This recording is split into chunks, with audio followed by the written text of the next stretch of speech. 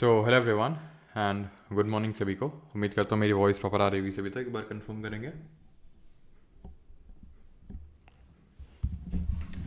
जल्दी से एक बार कंफर्म करिए सारी चीज़ें प्रॉपर हैं कि नहीं।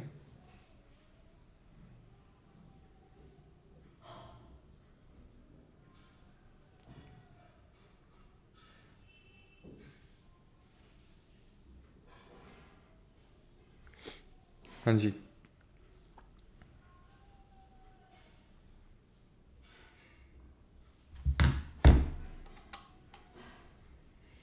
एक बार कंफर्म करेंगे सभी लोग कि सारी चीज़ें प्रॉपर हैं कि नहीं, और अगर हैं तो फिर स्टार्ट करते हैं। आज हम लोग का लेक्चर नंबर 10th रहने वाला है, यानी डबल डिजिट्स में हम लोग पहुँच चुके हैं। कंफर्म करिए, एक बार कंफर्म करेंगे सभी लोग।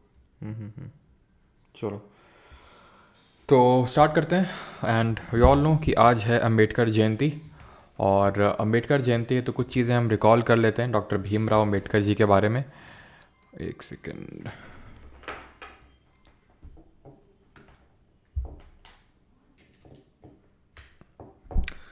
देखना वॉइस रोबोटिक वगैरह तो नहीं हो गई ना।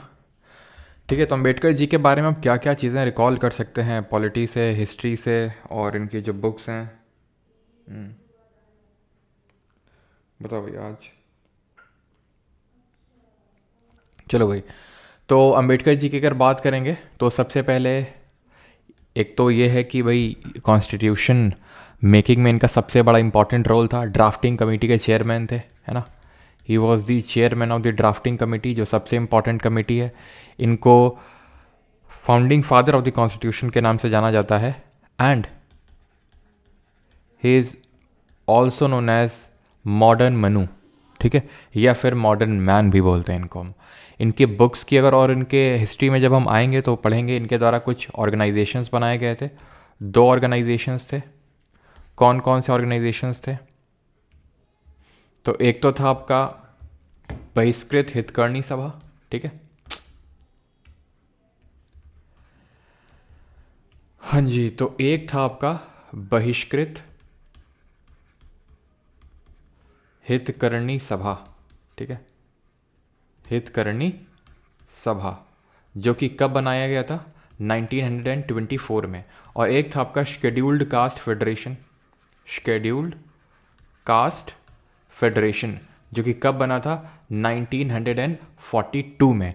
ही ऑल्सो लेड दी महासत्याग्रह, ठीक है, फादर ऑफ इंडियन कॉन्स्टिट्यूशन तो बोलते ही हैं, and he also known as महासत्याग्रह।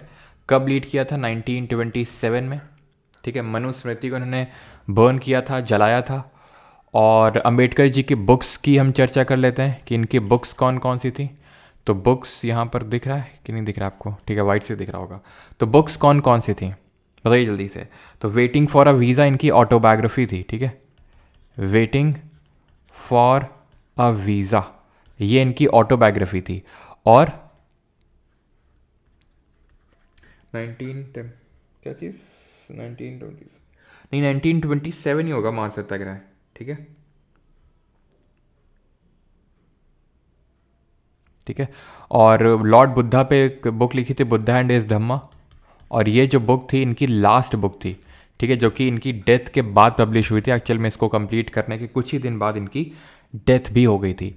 He also led the temple entry movement in north India. Temple entry movement इन्होंने शुरू किया महाराष्ट्र के नासिक में, एक काला राम मंदिर पड़ता है वहाँ से, ठीक है, जहाँ भगवान राम की काले कलर की मूर्ति, इसीलिए उस मंदिर का नाम काला राम है, ठीक है। काला राम टेम्पल से शुरू किया, और ये 1924 में। तो ये सारी चीज़ें आपको याद रखनी हैं इनके रिगार्डिंग, ठीक है। Waiting for a visa, Buddha and इज़मा। एक और बुक आप यहाँ पे रिकॉल कर सकते हैं, that is annihilation of caste, annihilation of caste. तो ये बुक्स हैं किसकी? डॉक्टर अंबेडकर जी की। अब स्टार्ट करते हैं आज का लेक्चर, ठीक। आज का पहला क्वेश्चन है ये, एंड दैट इज लगभग 2000 साल पहले what became the second capital of the Kushans. लगभग 2000 साल पहले कुशानों की दूसरी राजधानी पाटलिपुत्र, मदुरई, वैशाली या फिर मथुरा। कुशान्स की अगर बात करें तो कौन है ये कुशान्स? हम लोगों ने पिछले लेक्चर में देखा था कि सेंट्रल एशिया से ट्राइब्स आई थी, जिसमें कि सबसे पहले आए थे इंडो ग्रीक्स, क्या क्या चीज़ें मैंने बताई थी इसके रिगार्डिंग रिकॉल करेंगे थोड़ा सा। देन आए थे शाकाज, जिनको कि स्काइथियंस के नाम से भी जानते हैं, स्काइथियन या फिर साकाज। देन आए थे पार्थियंस, एंड देन आए थे आपके येवची ट्राइब वाले, जिनको कुशांस बोलते हैं। तो ये किस ट्राइब से बिलोंग करते हैं? येवची। ठीक है, और ये किस टाइम पीरियड की हम बात कर रहे हैं? तो जैसे Indo Greek 2nd century BC, Scythians भी वही 1st सेंचुरी बीसी आप समझ सकते हो। ये भी फर्स्ट से लेके आप 1st सेंचुरी, मतलब वही है जो बीसी से एडी में जो ट्रांजिशन हो रहा था ना, तो उसी टाइम पे सेंट्रल एशियन जो ट्राइब्स हैं वो यहाँ पर आई थी। तो कुशांस येवची ट्राइब से बिलोंग करते थे। इनके फाउंडर अगर बात करेंगे तो कुजुल कड़फिशिस थे। कौन थे? कुजुल कड़फिशिस, जो कि पहले रूलर थे। देन दूसरे रूलर थे इनके विमा कड़फिशिस। याद कैसे रखेंगे? याद ऐसे रखेंगे भाई, विमा, विमा से आप विमल से रिलेट कर सकते हो। विमल में बोलता है ना 2 उंगलियों करके, अजय देवगन, बोलो जुबा केसरी, केसरी है ना, आता है। आप देखते हो अगर आईपीएल, तो गुलिस्ता फरिश्ता क्या कुछ करता रहता है ना। मैंने एक चीज़ ऑब्जर्व करी है, एक बार आएगा वो गुलिस्ता फरिश्ता अपना, ये अजय देवगन है ना, बोलो जुबा केसरी, और एक बार वो आया क्या, भाई का टशन समझे कुछ, भाई का टशन, राजश्री तो बना रखा है। एक बार ड्रीम 11 का आएगा, एक बार वो कौन सा माई 11 सर्कल, माई 11 सर्कल पे आ जा। और देखो सिंगर भी कैसा चुने हैं, माई 11 सर्कल पे आ जा, उसकी आवाज़ सुनते ऐसा लगता है हे भगवान। खैर, तो कुशांस की अगर बात करेंगे तो कुशांस वो थे जिन्होंने, ध्यान रखिएगा, सबसे purest form of gold coin introduce किए थे। ठीक है, purest form of gold coins को इंट्रोड्यूस किया गया था बाई कुशांस। वहीं ग्रीक्स की बात करेंगे तो सबसे पहले गोल्ड कॉइन्स इन्होंने स्टार्ट किए थे ग्रीक्स ने, और साथ ही साथ कॉइन्स एट्रीब्यूटेड टू किंग्स, जिसमें कि राजा का वो पिक्चर टाइप बना होता था, वो ग्रीक्स ने इंट्रोड्यूस किया था। मियांडर या फिर मिलिंद सबसे पावरफुल रूलर थे, और मिलिंद पन्हो करके जो बुक है, जो किताब है, उसमें मियांडर या फिर मिलिंद और नागसेन के बीच का डायलॉग है। प्लस ये ध्यान रखेंगे कि जो कुशान से उन्होंने largest hold of gold coins को भी इंट्रोड्यूस किया। Largest hold of gold coins का मतलब ये है कि सबसे ज़्यादा मात्रा में, और प्योरेस्ट फॉर्म आपका कुशांस ने इंट्रोड्यूस किया। जो सबसे पावरफुल रूलर थे ही वॉज कनिष्क, कनिष्क नाम था। और कनिष्क जब थ्रोन पे बैठे तो 78 एडी का टाइम था, और इस एरा को हम बोलते हैं क्या, शक एरा। अब शक तो सर इनको बोलते हैं, ये तो कुशान वाले हैं। तो एक्चुअल में जो इंडियंस थे वो सबको शक के नाम से ही जानते थे, आउटसाइडर्स को, तो इसी वजह से इसको शक संवत बोल देते हैं, जिसको इंडियन गवर्नमेंट हमारी फॉलो करती है। ठीक है, तो विमा से ये आपका दूसरा रूलर है, पहला और तीसरा। अभी सीजल मेंस में दोनों क्वेश्चन बने थे। ये जो क्वेश्चन है ये आपका MTS 2023 का है, और डिट्टो यही क्वेश्चन आपको पता है कि सीजल मेंस में इस बार पूछा गया। ठीक है, आंसर इसका होगा आपका, पूछ रहा है सेकंड कैपिटल, तो सेकंड कैपिटल मथुरा। पहली कैपिटल कौन थी? हाँ जी, तो फर्स्ट कैपिटल कौन सी थी? तो फर्स्ट कैपिटल थी आपकी पेशावर, जो उस समय पेशावर नहीं, उस समय पुरुषपुरा होती थी। ठीक है, योगी जी को आने दीजिए, पुरुषपुरा ही हो जाएगा फिर से। तो फर्स्ट कैपिटल वो थी। ठीक है, तो ये चीज़ ध्यान रखना है। और कनिष्क के रिगार्डिंग ध्यान रखना है कि जो कनिष्क हैं, इन्होंने ही पैटर्नाइज दी 4th बुद्धिस्ट काउंसिल, जो चौथी बौद्ध संगीति है, उसको वो किया था। सेकंड वाली को किसने किया था? फर्स्ट वाली को किसने किया था? हाँ, और थर्ड वाली को किसने किया था? तो फर्स्ट वाली जो है अजात शत्रु। अजात शत्रु किस डायनेस्टी से बिलोंग करता था? हर्यनका डायनेस्टी से। बिंबिसार अगर आपको याद हो तो बिंबिसार का बेटा था अजात शत्रु। अजात शत्रु का बेटा उडाइन था। उडाइन ने क्या किया था? राजगिरी से पाटलिपुत्र को कैपिटल शिफ्ट किया था। बिंबिसार ने जीवक नाम का फिजिशियन सेंड किया था अवंती के जो राजा थे प्रद्योत उनके लिए। अच्छा, बिंदुसार अलग है। बिंदुसार कौन है? चंद्रगुप्त मौर्य का बेटा बिंदुसार, या फिर अशोक के पापा। और बिंदुसार के रिगार्डिंग में एक फैक्ट अभी मैं आपको बताऊंगा। ठीक है, तो अजात शत्रु, और दूसरा हमारा जो बुद्धिस्ट काउंसिल था वो कालाशोक। ठीक है, तीसरा अशोक, और चौथा कनिष्क।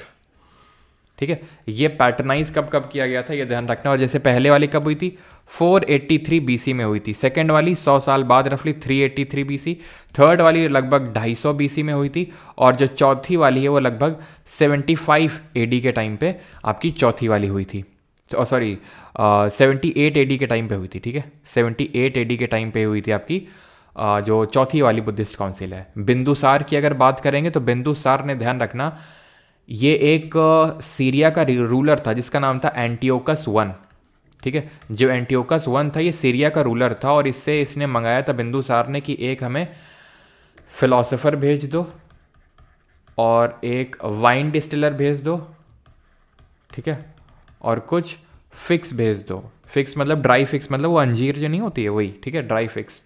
तो उसमें फिलोसफर तो नहीं भेजा था, वाइन डिस्टर और ड्राई फिक्स जो है भिजवाए थे एंटियोकस वन ऑफ सीरिया ने, बिंदुसार ने जो डिमांड करी थी। Who among the following succeeded Ghatotkacha the Gupta ruler. तो घटोत्कच को किसने सक्सीड किया था?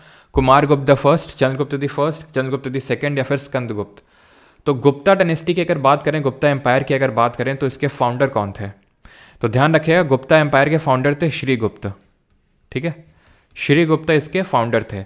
देन इसके बाद इनके बेटे आते हैं जिनका नाम था घटोत्कच, ठीक है, घटोत्कच इनके बेटे का नाम था। इसके बाद आते हैं चंद्रगुप्त दी फर्स्ट, चंद्रगुप्त प्रथम, ठीक है, और इसके बाद आते हैं चंद्रगुप्त दी, सॉरी, इसके बाद आते हैं आपके समुद्रगुप्त, और इसके बाद आते हैं चंद्रगुप्त दी सेकंड, ठीक है, इसके बाद आते हैं समुद्रगुप्त और इसके बाद आते हैं चंद्रगुप्त सेकंड, ठीक है। अब इनका टाइम पीरियड तो नहीं पूछता है, चंद्रगुप्त फर्स्ट के बारे में पता होना चाहिए कि इनका टाइम पीरियड क्या था, इनका रेन कब से कब तक था। तो 319 से लेकर ध्यान रखिएगा 335 एडी तक था, 335 एडी तक था चंद्रगुप्त दी फर्स्ट का रेन। एंड घटोत्कच को सक्सीड इन्होंने ही किया था। और इनके बारे में ये पता होना चाहिए कि महाराजा धीराज का टाइटल लिया था, महाराजा धीराज। महाराजा धीराज का मतलब होता है राजा का भी राजा, द ग्रेट राजा, ठीक है। हम आगे देखेंगे जब पोस्ट गुप्ता हमारी डायनेस्टीज आएंगी, पोस्ट गुप्ता मतलब गुप्ता एम्पायर जब खत्म होने लगेगा धीरे धीरे, तो छोटी छोटी डायनेस्टीज आएंगी। तो उसमें से एक मौखरी डायनेस्टी आएगी, तो उसके एक रूलर थे ईशान वर्मन, उन्होंने भी टाइटल लिया था महाराजा धीराज का, वो हम आगे देखेंगे, ठीक है। और इनको ध्यान रखना, इनको माना जाता है started the kind of Gupta era, ठीक है, started Gupta era, started the Gupta era, ये ध्यान रखना है। देन इनके बेटे कौन थे? समुद्रगुप्त, जिनके बारे में अभी यहाँ पर नहीं पढ़ रहे हम यहाँ पर पढ़ लेते हैं कुमारगुप्त के बारे में, कि he founded the Nalanda university, founded the Nalanda university को इन्होंने फाउंड किया।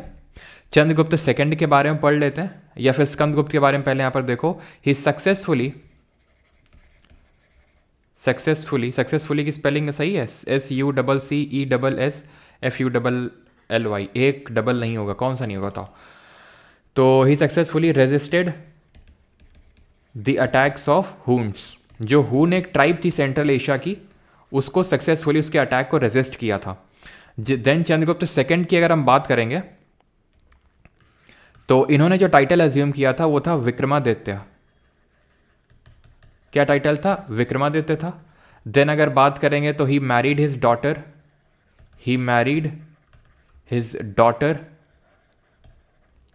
प्रभावती गुप्ता। किसके साथ मैरिज किया था? तो जो वकाटक या फिर वाकाटका डायनेस्टी के जो रूलर थे रुद्रसेन दी सेकंड, उनके साथ मैरिज करवाई थी, ठीक। एंड और क्या हम यहाँ पर देख सकते हैं कि ठीक है, एक चीज़ और ध्यान रखना कि ये जो इनका टाइम पीरियड था उसको गोल्डन एज के तौर पे भी कंसिडर करते हैं। गुप्ता एरा का जो गोल्डन एज है वो इन्हीं के टाइम पे आया था, ठीक है। एक्चुअल में समुद्रगुप्त के दो बेटे थे, रामगुप्त और चंद्रगुप्त दी सेकंड जो हुए। लेकिन रामगुप्त की एक स्टोरी है, बैच वालों को पता होगी, मैंने वो डिटेल में बताई थी, जो कि एज सच इंपॉर्टेंट नहीं, एग्जाम में से कुछ क्वेश्चन नहीं बनेगा, है ना। स्टोरी पता है ना कि उनकी वाइफ और वो सारा कुछ याद है। तो गोल्डन एज कंसिडर करते हैं। और इन्हीं के कोर्ट में हमें नवरत्न देखने को मिलते हैं, जिसमें से एक नवरत्न हमारे कौन थे, जल्दी से बताओ, एक नवरत्न कौन थे जो फेमस ऑथर है हमारे। तो ये चीज़ें आपको ध्यान रखनी है अभी के लिए, बाकी हम समुद्रगुप्त के बारे में कल देखेंगे। अगला है with reference to the medieval history consider the following statements. तो ये स्टेटमेंट्स आपको कंसिडर करना है, बताना कौन सा सही है। चलो तो आगे बढ़ते हैं। पहला ये आपका स्टेटमेंट है, the founder of the Chola dynasty called the imperial Cholas was Vijayalaya. One of the important dynasties which ruled in the northern India was Gurjar Pratihar. Pal ruled in the western India and Rashtrakoot ruled in the southern India in the early years 7550 AD से 1000 AD। बताओ, MTS में भी इसी बार question पूछा गया। कालिदास सबका सही है। फैटमैन लिटिल बॉय प्रियांशु जल्दी आएगा, ठीक है। तानसेन नहीं थे जितेंद्र जी, तानसेन नहीं थे। चलो तो यहाँ पर इन तीनों डायनेस्टीज़ के बारे में थोड़ा सा समझते हैं, लेकिन ठीक है, पहले तीनों के बारे में समझते हैं, चोला को थोड़ा सा साइड करते हैं, चोला को भी देखेंगे। तो यहाँ पर जो आप देख पा रहे हैं ये गुर्जर प्रतिहार हैं, ये पाल हैं, और ये नीचे जो आपको दिख रहे हैं ये राष्ट्रकूट हैं। एक्चुअल में पोस्ट गुप्ता की बात हो रही है। अभी जो गुप्ता एरा हम कंसिडर कर रहे थे, गुप्ता एरा मतलब 4th-5th सेंचुरी एडी की बात हो रही है। 4th सेंचुरी एडी का मतलब क्या होता है, 300 से लेकर 400 एडी। 5th सेंचुरी मतलब 400 से लेकर 500 एडी, है ना। तो उसके बाद क्या हुआ कि जब ये चला गया गुप्ता, तो यहाँ पर एक वर्धन डायनेस्टी आई, पुष्यभूति डायनेस्टी। जब वो भी चली गई धीरे धीरे, तो ये 3 डायनेस्टीज आई मेनली। वेस्टर्न इंडिया में गुर्जर प्रतिहार, ईस्ट में पाल, और साउथ में राष्ट्रकूट। राष्ट्रकूट एक्चुअल में चालुक्य को हरा के आए थे, ठीक है।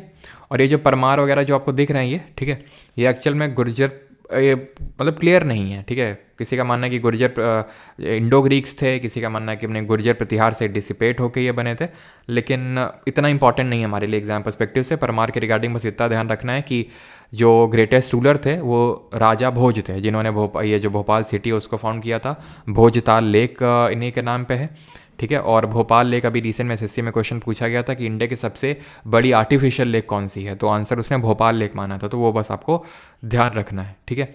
तो गुर्जर प्रतिहार में आपको ये ध्यान रखना है कि नाग भट्ट फाउंडर थे, ठीक है।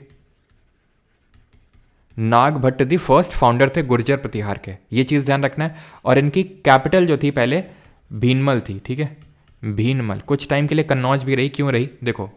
पाल के बारे में पहले देख लेते हैं। तो पाल के जो फाउंडर थे वॉज गोपाल, ठीक है। और अगर राष्ट्रकूट की अगर बात करेंगे तो दंती दुर्ग, ठीक है, दंती दुर्ग इसके फाउंडर थे। और कैपिटल क्या थी, मान्यखेत, ठीक है। तो ऐसे याद कर लो, खेत में कूट दिया, खेत में कुटाई हो गई, तो मान्यखेत। चालुक्य को हरा के आए थे, इनसे पहले यहाँ पर चालुक्य एग्जिस्ट कर रहे थे, चालुक्य के बारे में भी हम देखेंगे। तो था क्या कि कन्नौज जो है वो काफ़ी प्रेस्टीज के साथ एसोसिएटेड था, बिकॉज कन्नौज हर्षवर्धन की कैपिटल हुआ करती थी। उस टाइम पे कन्नक बुज के नाम से जाना जाता था। तो इन तीनों के बीच में स्ट्रगल हुआ, जिसको हम बोलते हैं ट्राईपार्टाइट स्ट्रगल, त्रिपक्षीय युद्ध के नाम से जानते हैं, जो इन तीनों के बीच में हुआ था।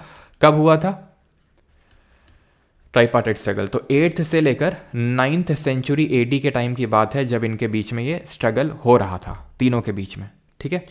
देन यहाँ पर चोलाज जो पहला लिखा हुआ है कि भाई founder of Chola dynasty was called the imperial Chola was Vijayalaya, statement सही है। एक्चुअल में जो चोला थे वो 2 पार्ट में डिवाइडेड थे, एक तो अर्ली चोला और एक लेटर, जिनको इंपीरियल चोला बोलते हैं। अर्ली चोला की बात जब हम करते हैं तो इसका मतलब ये है कि 3rd सेंचुरी बीसी, एडी नहीं बीसी, यानी कि जीसस के जन्म से पहले से लेकर आप ये मान लो 2nd सेंचुरी एडी, यानी कि बहुत पहले की बात हो रही है। और ये जो टाइम पीरियड है ये आपका, इसको हम संगम एज के नाम से जानते हैं, जहाँ पर यहाँ चेरा, जिनको केरल पुत्र के नाम से जानते हैं, यहाँ चोला और ऊपर पांड्या, ये फ्लरिश कर रहे थे। तो उस टाइम की बात है। लेकिन धीरे धीरे धीरे यहाँ से ये चले गए, इनकी जगह पल्लव आ गए। लेकिन बाद में इन्होंने फिर पल्लव को ये रहा के लेटर चोलाज यहाँ पर निकल के आए। अर्ली जो चोला थे उनके फाउंडर तो थे कराईकाल, इनके फाउंडर तो थे कराईकाल, लेकिन लेटर के थे विजयलया। विजयलया तो पहला सही है। विजयलया ने एक्चुअल में किया क्या था, मैं यहाँ पे बता देता हूँ। विजयलया ने यहाँ पे पल्लव के एक फ्यूडेटरी हुआ करते थे मुतर्रैयार, ठीक है, इनको हराया था, डिफीटेड मुतर्रैयार। और ये जो कावेरी डेल्टा है, कावेरी रिवर यहीं पे आती है, ये कावेरी का डेल्टा है यहाँ पे, तो इस पर कब्जा किया इन्होंने, ठीक है। कावेरी डेल्टा किसने, विजयलया ने। और ध्यान रखना एक गॉडेस निशुंबा सुदिनी करके हैं, गॉडेस निशुंबा सुदिनी, उनके नाम पे एक टेम्पल भी बनवाया, किसने, विजयलया ने। इतनी चीज़ ध्यान रहेगी अभी के लिए कि चोलाज ने क्या क्या किया। तो चोला के फाउंडर पहले तो कराईकाल थे, बाद वाले विजयलया थे। मुतर्रैयार जो पल्लव के फ्यूडेटरी थे उनको हराया, डिफीट किया। कावेरी डेल्टा पे क्या बनाया, गॉडेस, मतलब इस पर कब्जा किया और गॉडेस निशुंबा सुदिनी के लिए यहाँ पर टेम्पल बनवाया। और कैपिटल इनकी क्या थी चोला की, तो चोला की कैपिटल ध्यान रखना उरायूर, ठीक है, तंजौर भी रही। और बाद में गंगई कोंडा चोलापुरम भी रही, ठीक है, गंगई कोंडा चोलापुरम, याद रहेगी इतनी चीज ना। One of the important dynasties which ruled in the northern India was Gurjara Pratihara. Pala ruled in western India, बात गलत हो जाएगी क्योंकि आप साफ साफ देखो पाल ईस्टर्न इंडिया में रूल कर रहे हैं, ना कि वेस्टर्न इंडिया में। तो तीसरा वाला स्टेटमेंट गलत, तीसरा गलत, पहला दूसरा सही। और सही पूछा है ना, क्योंकि एक्चुअल में कल मैंने सीडीएस की आंसर की सॉल्व करवाई, इसमें 2 क्वेश्चन में नॉट करेक्ट पूछा था, मैंने करेक्ट मार्क करके आंसर कर दिया था। ठीक है, तो पाल ध्यान, और ये भी आपको एग्जाम में भी ध्यान रखना है, ठीक है, कि आप नॉट करेक्ट और करेक्ट बड़ा ध्यान से देखो। एक क्वेश्चन बनता है कि पाल के बाद कौन सी आई डायनेस्टी है, तो पाल के बाद ध्यान रखना सेना डायनेस्टी आई थी। जहां पर पाल एग्जिस्ट कर रहे थे तो यहां पर सेना डायनेस्टी निकल के आई थी। आगे बढ़ते हैं। Europeans entered India with a mindset of trading only, this streak was initiated by which of the following Nations. कि ये तो सिर्फ मतलब ट्रेडिंग के लिए आए हैं, रूल करने के लिए थोड़ी ना आए हैं। तो ये किसने शुरू किया था स्ट्रीक, या फिर किसने ये बोलना शुरू किया था? डच, फ्रेंच, ब्रिटिश या फिर पोर्चुगीज? तो यहाँ पर हम देखते हैं अराइवल ऑफ यूरोपियंस किस तरह से हुआ। तो सबसे पहले आपको पता है पोर्चुगीज आए, यहाँ पर मैं लिखता हूँ सबसे पहले तो पोर्चुगीज आए, और पोर्चुगीज में भी सबसे पहले किसने इंडिया को डिस्कवर किया, ये कहना गलत है। सबसे पहले इंडिया का सी रूट किसने डिस्कवर किया, ये बताइए आप। ठीक है, पोर्चुगीज के बाद कौन है? पोर्चुगीज के बाद आपके आएंगे डच, इसके बाद आए इंग्लिश यानी कि ब्रिटिशर्स, देन आए डेन्स डेनमार्क वाले, लेकिन उतना इंपॉर्टेंट नहीं है, देन आए आपके फ्रेंच। ठीक है, तो ये पूरा ऑर्डर है। पोर्चुगीज में आपको पता है सबसे पहले कौन इंडिया में एंट्री मारता है? Vasco da Gama. ठीक है, वास्को डिगामा एंट्री मारता है 1498 में। कहाँ पर आता है? कैलीकट में आता है। कैलीकट के जो किंग थे उनका नाम था किंग जैमोरिन, उनके कोर्ट में आता है ये। ठीक है, किंग जैमोरिन के वहाँ पे। देन एक्चुअल में हुआ क्या था कि वास्को डिगामा चला गया था, फिर वापस आया था, और इस बार ट्रेडिंग कंसेशंस ले रहा था जेमोरिन से, मना कर दिया। तो जेमोरिन के खिलाफ ही जो है वास्को डिगामा ने युद्ध टाइप छेड़ दिया था। तो ये फिर कैलीकट का जो राजा था जेमोरिन, उसको फिर ये चीज़ रियलाइजेशन हुआ कि उसने स्वागत करके गलती कर दी। ठीक है, इस पर एक रील डालूंगा आज, देखना मजा आएगा आपको। पोर्चुगीज़ की अगर बात करेंगे तो ठीक है, पोर्चुगीज़ में एक चीज़ ध्यान रखना कि एक फ्रांसिसो डी अल्मीडा करके हुआ, फ्रांसिसो डी अल्मीडा, इसने एक पॉलिसी स्टार्ट करी थी जिसको हम बोलते हैं blue water policy. Blue water policy, या फिर इसी को कार्टेज सिस्टम भी बोलते हैं। क्या? कार्टेज सिस्टम भी इसी को बोलते हैं, ये चीज़ ध्यान रखिएगा। एक फ्रांसिसो डी अल्बरिक भी हुआ। एल्बरिक के रिगार्डिंग मतलब एसएससी में तो नहीं, लेकिन हाँ सीडीएस में क्वेश्चन पूछ चुका है कि किसने या फिर किसको कृष्णदेव राय ने पोर्ट दे दिया था, बंदरगाह दे दिया था भटकल में, तो एल्बरिक को दे दिया था। ठीक है, एल्बरिक उस समय था गवर्नर। डच आए, और डच की जो पहली फैक्ट्री थी वो 1602 में बनी थी, 1602 में बनाई थी मसूलीपट्टनम। एक्चुअल में मछलीपट्टनम होता है जो आंध्र प्रदेश में पड़ता है, लेकिन इसको मसूलीपट्टनम कर दिया अंग्रेजों ने। ठीक है, बोल बोल के। और इंग्लिश की अगर बात करें तो इंग्लिश ईस्ट इंडिया कंपनी, क्योंकि इन्होंने ही हमें अल्टीमेटली रूल किया, तो थोड़ा सा ज़्यादा हमें पता होना चाहिए कि 1599 में इंग्लिश ईस्ट इंडिया कंपनी बनी, 1600 में इसको ट्रेडिंग राइट्स मिले, 1608 में सबसे पहले 1608 में थॉमस रो आया। ठीक है, थॉमस रो इंडिया में एंट्री मारता है, और ये सक्सेसफुल नहीं हो पाता है। ठीक है, ट्रेडिंग जो कंसेशंस हैं वो लेने में। एक सेकंड, थॉमस रो तो 1611 में आएगा ना, पहले तो विलियम हॉकिंस आएगा। ठीक है, विलियम हॉकिंस आएगा जो कि ट्रेडिंग कंसेशंस फ्रॉम जहांगीर से लेने में असमर्थ तो नहीं, अनसक्सेसफुल रहता है। देन उसके बाद ध्यान रखिएगा 1611 में, ठीक है, 1611 में पहली टेम्पररी फैक्ट्री जो है इस्टेब्लिश की जाती है, अगेन मसूलीपट्टनम आंध्र प्रदेश में। परमानेंट फैक्ट्री नहीं थी। परमानेंट फैक्ट्री 1613 में बनाई जाती है, कहाँ पर? सूरत में। ठीक है, फर्स्ट परमानेंट फैक्ट्री। देन 1615 में आता है कौन? थॉमस रो, जो ट्रेडिंग कंसेशंस ले लेता है किससे? जहांगीर से। तो ध्यान रखना है, पूरा इंग्लिश ईस्ट इंडिया कंपनी का 1599 में बनती है। 1600 में इसको जो उस टाइम की क्वीन थी वो उनको ट्रेडिंग, क्वीन एलिजाबेथ, कि भाई जाओ और आप ट्रेड करो, आपको मोनोपोली है। 1608 में हॉकिंस आया, अनसक्सेसफुल रहा। 1611 में पहली फैक्ट्री मसूलीपट्टनम में। 1613 में एक्चुअल में हुआ क्या था? बैटल ऑफ स्वाली हुआ था एक, 1613 के टाइम पे ही बैटल ऑफ स्वाली जिसको बोलते हैं, ये हुआ था, जिसमें ब्रिटिशर्स ने पोर्चुगीज को हरा दिया था, क्योंकि सूरत में ही बनाना चाह रहे थे कौन? अंग्रेज, लेकिन वहां पर बैठे हुए थे पोर्चुगीज। तो फिर पहले तो उनको हराया बैटल ऑफ स्वाली में, उसके बाद जो है यहाँ पर ये लोग आके अपनी पहली फैक्ट्री बनाई थी। फ्रेंच की अगर बात करेंगे तो इनकी पहली फैक्ट्री सूरत में बनी थी। ठीक है, फर्स्ट फैक्ट्री एट सूरत 1668 से, फर्स्ट फैक्ट्री कहाँ पे? सूरत में। ऑलराइट, तो आंसर यहाँ पर होगा, ये जो स्ट्रीक है शुरू किया था ब्रिटिशर्स ने, ऑप्शन नंबर सी सही आंसर होगा। The next question is the major resources of Gondwana coal which are metallurgical coal is located in. तो गोंडवाना कोल के बारे में आपसे क्वेश्चन पूछ रहा है। अब गोंडवाना कोल क्या है, गोंडवाना क्या चीज़ है, तो ये चीज़ आपको पता होना चाहिए कि जैसे ये पूरा हमारा अर्थ है, तो इसमें पहले पूरा लैंड मास एक साथ था जिसको कि पैंजिया बोला जाता है। It is called as Pangaea, Pangaea. और जो पानी था वो पूरा एक साथ था जिसको कि पैंथालासा बोलते हैं, पैंजिया और पैंथालासा। ये पैंजिया जो है ये दो पार्ट में ब्रेक हुआ। एक ऊपर वाला जो कहलाया वो लॉरेशिया कहलाया, और जो नीचे वाला कहलाया that was called as Gondwana land. ठीक है, गोंडवाना लैंड कहलाया। और ये ऊपर की तरफ ड्रिफ्ट हुआ, नीचे की तरफ ड्रिफ्ट हुआ। एक्चुअल में आपको पता होना चाहिए कि India is a part of Gondwana land only. तो इंडिया गोंडवाना लैंड का पार्ट ही है। देन फिर उसके बाद इंडियन प्लेट ऊपर की ओर गई, वो सारी चीज़ें हम आगे देखेंगे। और ये बच्चा बता दो कि कॉन्टिनेंटल ड्रिफ्ट थ्योरी किसने दी और कब दी।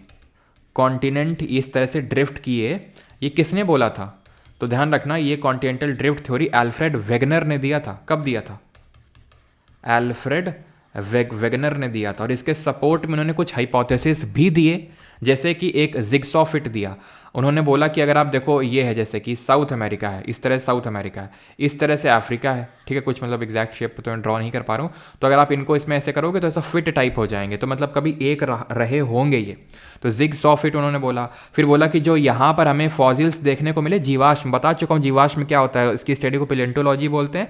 जो जैसे पेड़ पौधे जीवन जानवर ये सब मर जाते हैं, बहुत टाइम हो गया है, उनको फॉसिल्स बोलते हैं। तो वही फॉसिल्स यहाँ पर हमें मिले।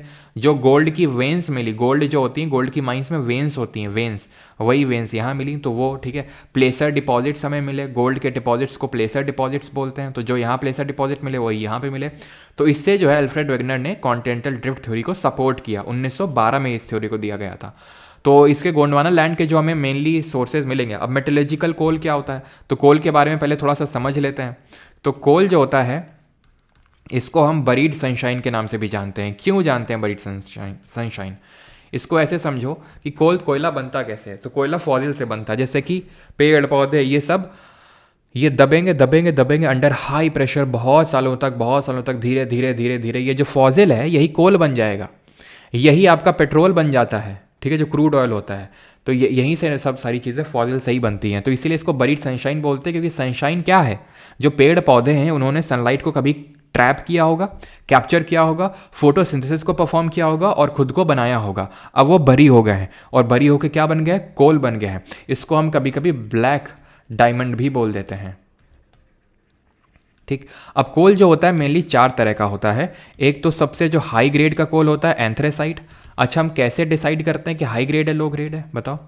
दूसरा है बाइट्यूमिनस, तीसरा है आपका लिग्नाइट, और चौथा है पीट। द फोर्थ वन इज पीट। अब डिसाइड ऐसे होता है कि जो कार्बन कंटेंट है वो हाई होना चाहिए, जो मॉइस्चर कंटेंट है वो लो होना चाहिए। तो उस कोल को हम अच्छा कोल मानते हैं। जैसे एंथ्रेसाइट में कार्बन कंटेंट की अगर बात करेंगे ना, तो ये लगभग 85 to 95% रहता है। देन आप ये मान लो कि 75 से 85% आपका बाइट्यूमिनस हो जाता है। देन 65 से लगभग 75% या फिर 60% से 75% आपका लिग्नाइट, और लेस देन आपका 60 या फिर 50% पीट हो जाता है। पीट सबसे पिटा हुआ कोयला होता है, सबसे बेकार होता है, ठीक है। एंथ्रेस और बाइट्यूमिनस जो होता है इसको हम जानते हैं मेटलर्जिकल कोल के नाम से, मेटलर्जिकल होता है ये, ठीक है। इसको हम मेनली कोकिंग कोल बोल देते हैं। एंथ्रेसाइट और बाइट्यूमिनस दोनों को ही कभी कभी कलेक्टिवली हम कोकिंग कोल बोल देते हैं। लिग्नाइट को हम भूरा कोयला बोलते हैं, ब्राउन कोयल, ठीक है, ब्राउन कोल बोलते हैं। इंडिया में अगर हम बात करेंगे तो यहाँ पर आप देख पा रहे हो झरिया बोकारो, कहाँ पर पड़ते हैं, झरिया बोकारो, ये झारखंड में है। सिंगरौली, पेंच और कान्हा ये एमपी में, सिंगरौली ये जो छत्तीसगढ़ वाला एरिया है आपका, छत्तीसगढ़ और एमपी के बॉर्डर में। सिंगरेनी, एवेंट तालचर छत्तीसगढ़ में। रानीगंज उड़ीसा में, ठीक है, झारखंड और उड़ीसा के बॉर्डर में ही पड़ता है ये आपका। तो यहाँ पर ये हमारी कोल फील्ड है। प्लस ध्यान रखना नीचे मैप पे दिख नहीं रहा है, लिग्नाइट का जो सबसे प्राइमरी सोर्स है इंडिया में अगर बात करें तो वो नेवेली है। नेवेली कहाँ पड़ता है, नेवेली पड़ता है आपका तमिलनाडु में। बहुत सारे हमारे ऐसे थर्मल पावर प्लांट हैं इंडिया में जिनको नेवेली से ही पूरा कोल की सप्लाई होती है। हमारे यहाँ पे भी एक थर्मल पावर प्लांट है हमारे गांव के पास में ही, वहाँ पे भी अभी रिसेंट में ही स्टार्ट हुई है उसकी पहली यूनिट। तो लेकिन वहाँ नेवेली से ही वहाँ पर कोयला आता है, ठीक है। और पीट की अगर बात करेंगे तो पीट की अगर बात करेंगे तो पीट सबसे खराब फॉर्म ऑफ कार्बन कोल होता है। तो आंसर दामोदर वैली होगा। गोंडवाना कोल के अलावा भी कोई कोल पाया जाता है क्या? हाँ, तो गोंडवाना कोल के अलावा ध्यान रखना यहाँ पर इंडिया में मेटलर्जिकल कोल भी पाया जाता है। सॉरी, मेटलर्जी क्या बोल रहा हूँ मैं, ठीक है, टर्शरी कोल ही पाया जाता है। मेटलर्जिकल कोल तो आपका ये होता है बाइटुमिनस, कोकिंग कोल एंथ्रेसाइट और बाइटुमिनस दोनों को बोल देते हैं, ठीक है, एंथ्रेसाइट और बाइटुमिनस दोनों को। तो इसके अलावा टर्शरी कोल होता है आपका, कौन सा? टर्शरी कोल। टर्शरी जो होता है ये बहुत ख़राब होता है, उतना अच्छा नहीं होता, इसकी एज उतनी ज़्यादा, जितना ज़्यादा एज होगा उतना ही अच्छा होगा। कहाँ पाया जाता है? ये नॉर्थ ईस्ट में पाया जाएगा। नॉर्थ ईस्ट मतलब मेघालय वगैरह में, जम्मू कश्मीर वगैरह के एरिया में भी थोड़ा बहुत पाया जाता है। तो ये जो आप देख पा रहे हो ये आपका पूरा टर्शरी कोल ही है। रिजर्व्स के मामले में बताओ जरा, कौन सा टॉप पे है? रिजर्व्स के मामले में सबसे ज़्यादा कोल कहाँ है? उड़ीसा में है, देन झारखंड में है, देन छत्तीसगढ़ में है। लेकिन अगर प्रोडक्शन के मामले में पूछ लेगा तो ध्यान रखना, प्रोडक्शन के मामले में छत्तीसगढ़ नंबर 1 पे है। सबसे ज़्यादा रिजर्व्स हैं उड़ीसा में, लेकिन प्रोड्यूस कहाँ पर होता है? छत्तीसगढ़ में। India shares it's land border with dash countries. तो भारत अपनी जो स्थलीय सीमा है कितने देशों के साथ साझा करता है? 8, 6, 7 या फिर 5? बताओ। तो सीरियस इंग्लिश के भी आंसर्स करवा दो। अच्छा, सीरियस इंग्लिश के भी देखते हैं, पीएसपी सर से बोलते हैं, अगर उनके पास टाइम होगा तो करवा देंगे। तो भाई लैंड बॉर्डर्स हम कितने कंट्रीज़ के साथ बनाते हैं? तो देखो, तो ये रहा आपका पाकिस्तान है ना, ये रहा चाइना, ये रहा अफ़गानिस्तान, ये रहा नेपाल, भूटान, बांग्लादेश, म्यांमार। इतनी कंट्रीज़ के साथ हम क्या बनाते हैं? लैंड बॉर्डर बनाते हैं, जिनको कि आपको पता होगा हम कैसे याद करते हैं, बचपन में MBA करके याद कर लेते हैं। बचपन में MB और A ऐसे याद करते हैं। तो B से है क्या? B से बांग्लादेश है ना, ये थिंक सभी को ट्रिक पता होगी, बचपन में सिखा दी जाती है।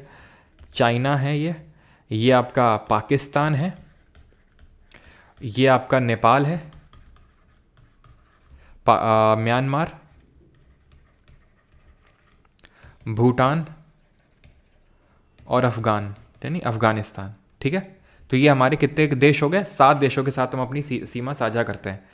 ये भी पूछता है कि कितना साझा करते हैं, मतलब कितना है, तो सबका तो नहीं, लेकिन हाँ 4096 किलोमीटर है। चाइना के साथ अगर बात करेंगे तो लगभग 3488 किलोमीटर, यानी घटते ऑर्डर में, डिक्रीजिंग ऑर्डर में। पाकिस्तान के साथ अगर बात करेंगे तो 3323 किलोमीटर्स, और अफगानिस्तान के साथ जो शॉर्टेस्ट है वो ध्यान रखेंगे, सबका याद नहीं रखना है। तो ये डिक्रीजिंग ऑर्डर है बचपन में MBA। बांग्लादेश के साथ सबसे ज़्यादा, then China, Pakistan, Nepal, Myanmar, Bhutan और सबसे कम अफगानिस्तान। फिर दूसरा सेट ऑफ क्वेश्चन ये बन सकता है कि बाउंड्री लाइन कौन सी है, और एक चीज़ उससे पहले हम अगर पूछे ये चीज़ कि हम कोस्टल बाउंड्री किससे शेयर करते हैं, किन कंट्री से, तो एक तो श्रीलंका होगा और एक मालदीव्स होगा। अगर पूछ लेता है कभी कभी कि हम कितने कंट्री से अपनी सी बाउंड्री बनाते हैं, तो श्रीलंका और मालदीव से। कौन सा स्ट्रेट है, कौन सा जल डमरू मध्य है जो कि अलग करता है इंडिया और श्रीलंका को, ये बताएंगे, ठीक है। अब लाइन कौन सी है? तो इस सर साइरिल रेडक्लिफ ने जो है इसको ड्रॉ किया था इंडिया और पाकिस्तान के बीच में। कल ये CDS के पेपर में सवाल भी पूछा गया। अब ये बांग्लादेश, उस समय बांग्लादेश तो नहीं, ईस्ट पाकिस्तान हुआ करता था, तो ये वाली लाइन भी रेडक्लिफ ने ही ड्रॉ करी थी, तो इसको भी हम रेडक्लिफ लाइन ही बोलते हैं। ये है आपकी लाइन ऑफ कंट्रोल जो पाकिस्तान के साथ शेयर करते हैं, और यह है लाइन ऑफ एक्चुअल कंट्रोल जो चाइना के साथ बनाते हैं यहाँ पर POK वाले एरिया में, और ये जो चाइना ऑक्यूपाइड कश्मीर है, ठीक है। देन चाइना के साथ जो हम शेयर करते हैं दैट इज मैकमोहन लाइन, ठीक है, मैकमोहन लाइन, ये चीज़ ध्यान रखनी है। अफगानिस्तान के साथ हम बनाते हैं डूरंड लाइन। अफगानिस्तान के साथ अभी डायरेक्ट कांटेक्ट तो हमारा नहीं है, जो POK वाला एरिया है वो कनेक्शन में अफगानिस्तान के साथ, तो डूरंड जो लाइन है वो अफगानिस्तान के साथ बनाते हैं, ठीक है। स्ट्रेट की अगर बात करेंगे इंडिया श्रीलंका को जो अलग करता है दैट इज़ योर पाक स्टेट या फिर पाक जल डमरू मध्य। इतनी चीज़ आपको ध्यान में रखनी है। तो बचपन में MBA 7 कंट्रीज़ के साथ हम लैंड बाउंड्री शेयर करते हैं। एंड ये भी क्वेश्चन बन सकता है कि बांग्लादेश के साथ कौन कौन से स्टेट्स हैं, इंडियन स्टेट्स जो बाउंड्री बनाते हैं बांग्लादेश के साथ। हाँ, नेपाल के साथ कौन कौन से बनाते हैं, भूटान के साथ कौन कौन से बनाते हैं, ठीक है। एंड 3 तो यही इंपॉर्टेंट है आपका। वैसे पाकिस्तान और चाइना के साथ तो सबको पता ही रहता है, ये 3 इंपॉर्टेंट रहता है। और हाँ, म्यांमार के साथ, ठीक है, म्यांमार के साथ कौन बनाता है? तो बांग्लादेश के साथ हम ऐसे याद करते हैं, मैम टेक वाटर। कैसे याद करते हैं? Ma'am take water. एम से हो जाएगा आपका, अगर आप ध्यान से देखेंगे तो मेघालय है, एकदम ऐसा गोद में ऐसा लगेगा बैठा हुआ है। ए से असम है, एम से मिज़ोरम है, मणिपुर नहीं है। टी से त्रिपुरा है जो बांग्लादेश से 3 साइड से घिरा हुआ है। अगर कभी पूछे बांग्लादेश से 3 साइड से कौन सराउंडेड है स्टेट, तो त्रिपुरा है। डब्लू से आपका वेस्ट बंगाल है। नेपाल के साथ हम याद करते हैं सुब्बू। कैसे याद करते हैं? सुब्बू करके याद करते हैं। तो एस से सिक्किम है, एस से सिक्किम है। यू से उत्तर प्रदेश है, बी से बिहार है, बी से बंगाल है, that is west Bengal, and U से है उत्तराखंड। भूटान से बासा करके याद करते हैं हम लोग, ये ट्रिक है, ठीक है। बी से है आपका अगेन बंगाल, ए से है आपका असम, सॉरी असम बोल रहा हूँ, अरुणाचल, अरुणाचल। देन ए से सॉरी एस से है सिक्किम, और ए से है आपका असम, ठीक है। असम और अरुणाचल दोनों यहाँ पर। और म्यांमार से हम याद करते हैं अरुणा मामी, ठीक है, अरुणा मामी, जिसमें कि अरु से है आपका अरुणाचल, अरु से हो जाएगा आपका अरुणाचल, ना से नागालैंड, मा से मणिपुर, और मी से मिजोरम। ये याद रहेगा, ठीक। प्लस आपको ये चीज़ ऑब्जर्व करनी, अच्छा यहाँ पे है नहीं, कि सिक्किम और जो वेस्ट बंगाल है 2 राज्य ऐसे हैं जो 3 देशों के साथ बाउंड्री बनाते हैं। सिक्किम वैसे तो मतलब 3 है स्टेट हैं हमारे जो 3 कंट्रीज़ के साथ बाउंड्री बनाते हैं। सिक्किम, सिक्किम किसके साथ बनाता है? चाइना के साथ, या जो तिब्बतन वाला पोर्शन है, और नेपाल और भूटान के साथ। देन हमारा वेस्ट बंगाल भी 3 देशों के साथ, बांग्लादेश, नेपाल और भूटान के साथ। और अरुणाचल प्रदेश, अरुणाचल जो है ये म्यांमार के साथ बाउंड्री बनाता है, भूटान के साथ और चाइना के साथ। तो 3 हमारे स्टेट ऐसे हैं जो 3 कंट्रीज़ के साथ जो है बाउंड्री शेयर करते हैं, बाउंड्री शेयर करते हैं 3 उनके साथ, ठीक है, कंट्रीज़ के साथ। क्लियर है यहाँ तक सभी को? ठीक है, बचपन में MBA। जाओ जाओ।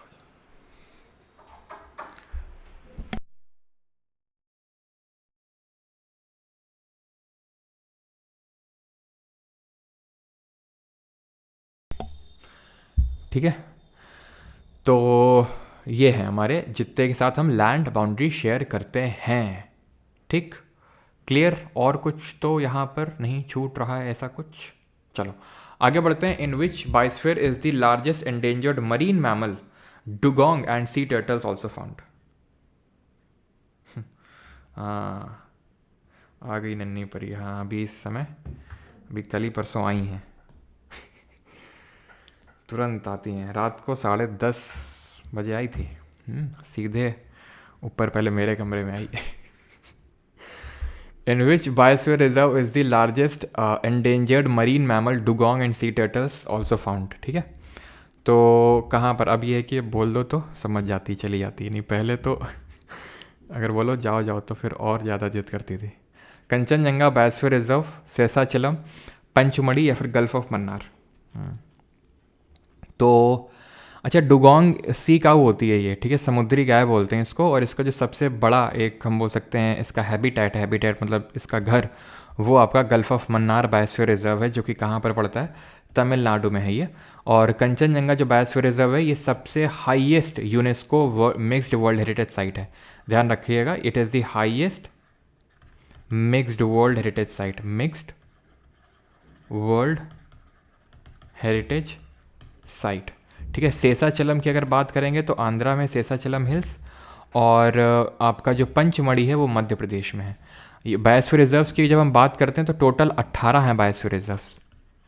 टोटल कितने बायोस्फीयर रिजर्व हैं? अच्छा, मुझे कुछ, वही मैं सोच रहा था कुछ तो मुझे बताना था, अब याद आया तो मैं बताऊंगा, आपसे पूछूंगा। म्यांमार का पुराना नाम बताओ, ओल्ड नेम क्या है? भूटान में कौन सी लैंग्वेज बोली जाती है?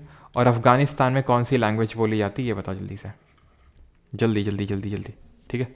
और मालदीव्स की भी लैंग्वेज बताना, बिकॉज अभी रिसेंट में यार क्वेश्चन बने, इसलिए मैं आपसे पूछ रहा हूँ ये। तो म्यांमार का ओल्ड नेम आपको पता होना चाहिए, इट इज़ बर्मा। लैंग्वेज की अगर बात करेंगे तो डारी एंड पश्तो। मालदीव्स में धिवेही, और भूटान में जोंखा, ठीक है, ये थोड़ा सा ध्यान रखेंगे। अगले क्वेश्चन पे आते हैं। तो यहाँ पर हम ये देख रहे थे टोटल 18 बायोस्फीयर रिजर्व्स हैं, ठीक है, 18 है, ध्यान रखना नंबर्स में।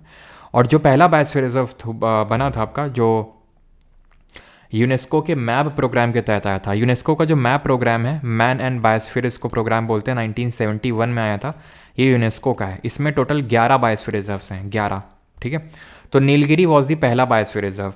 कल के सीडीएस के पेपर में यही सवाल पूछा गया था कि कौन सा बायोस्फीयर रिजर्व है जो 3 राज्यों में फैला हुआ है, तो नीलगिरी। देखो, केरल में है, तमिलनाडु में है और कर्नाटक में है। ठीक है, सबसे पहला था। और जो सबसे अभी रिसेंट में है वो पन्ना है। ठीक है, ये एक्चुअल में जो नीलगिरी है वो 1986 में बायोस्फीयर रिजर्व बना था। ठीक है, और यूनेस्को का मैप प्रोग्राम 1971 होगा। और अगर बात करें पन्ना की तो 2011 में। पन्ना कहाँ है? पन्ना की तमन्ना है कि हीरा मुझे मिल जाए। हीरा कहाँ पाया जा रहा है? पन्ना में। पन्ना कहाँ है? एमपी में। ठीक, कलिंजर फोर्ट से काफ़ी पास में ही है सच में। ठीक है, और तुमको लग रहा होगा हर बात पे सर कलिंजर, लेकिन एक्चुअल में पास में है। मैं भूल गया था जाना एक्चुअल में, लेकिन है, पड़ता है वहाँ पे। ठीक है, great run of Kutch Gujarat में है। पंचमढ़ी आपका मध्य प्रदेश में जो अभी देखा। शेषाचलम आंध्र प्रदेश में देखी हिल्स। ठीक है, शेषाचलम हिल्स। और गल्फ ऑफ मन्नार ये अभी हम लोगों ने देखा तमिलनाडु में। ग्रेट निकोबार अंडमान निकोबार में। सिमलीपल ये आपका उड़ीसा में है। ठीक है, और यहीं पे पहला मेलेनिस्टिक टाइगर रिजर्व भी खोला गया। सुंदरबन वेस्ट बंगाल में। डिब्रू सैखोवा कहाँ है? डिब्रू सैखोवा, दिहांग दिबांग। तो ध्यान रखिएगा, डिब्रू जो सैखोवा है, डिब्रू सैखोवा ये असम में पड़ता है आपका। दियांग दिबांग जो है आपका अरुणाचल में है।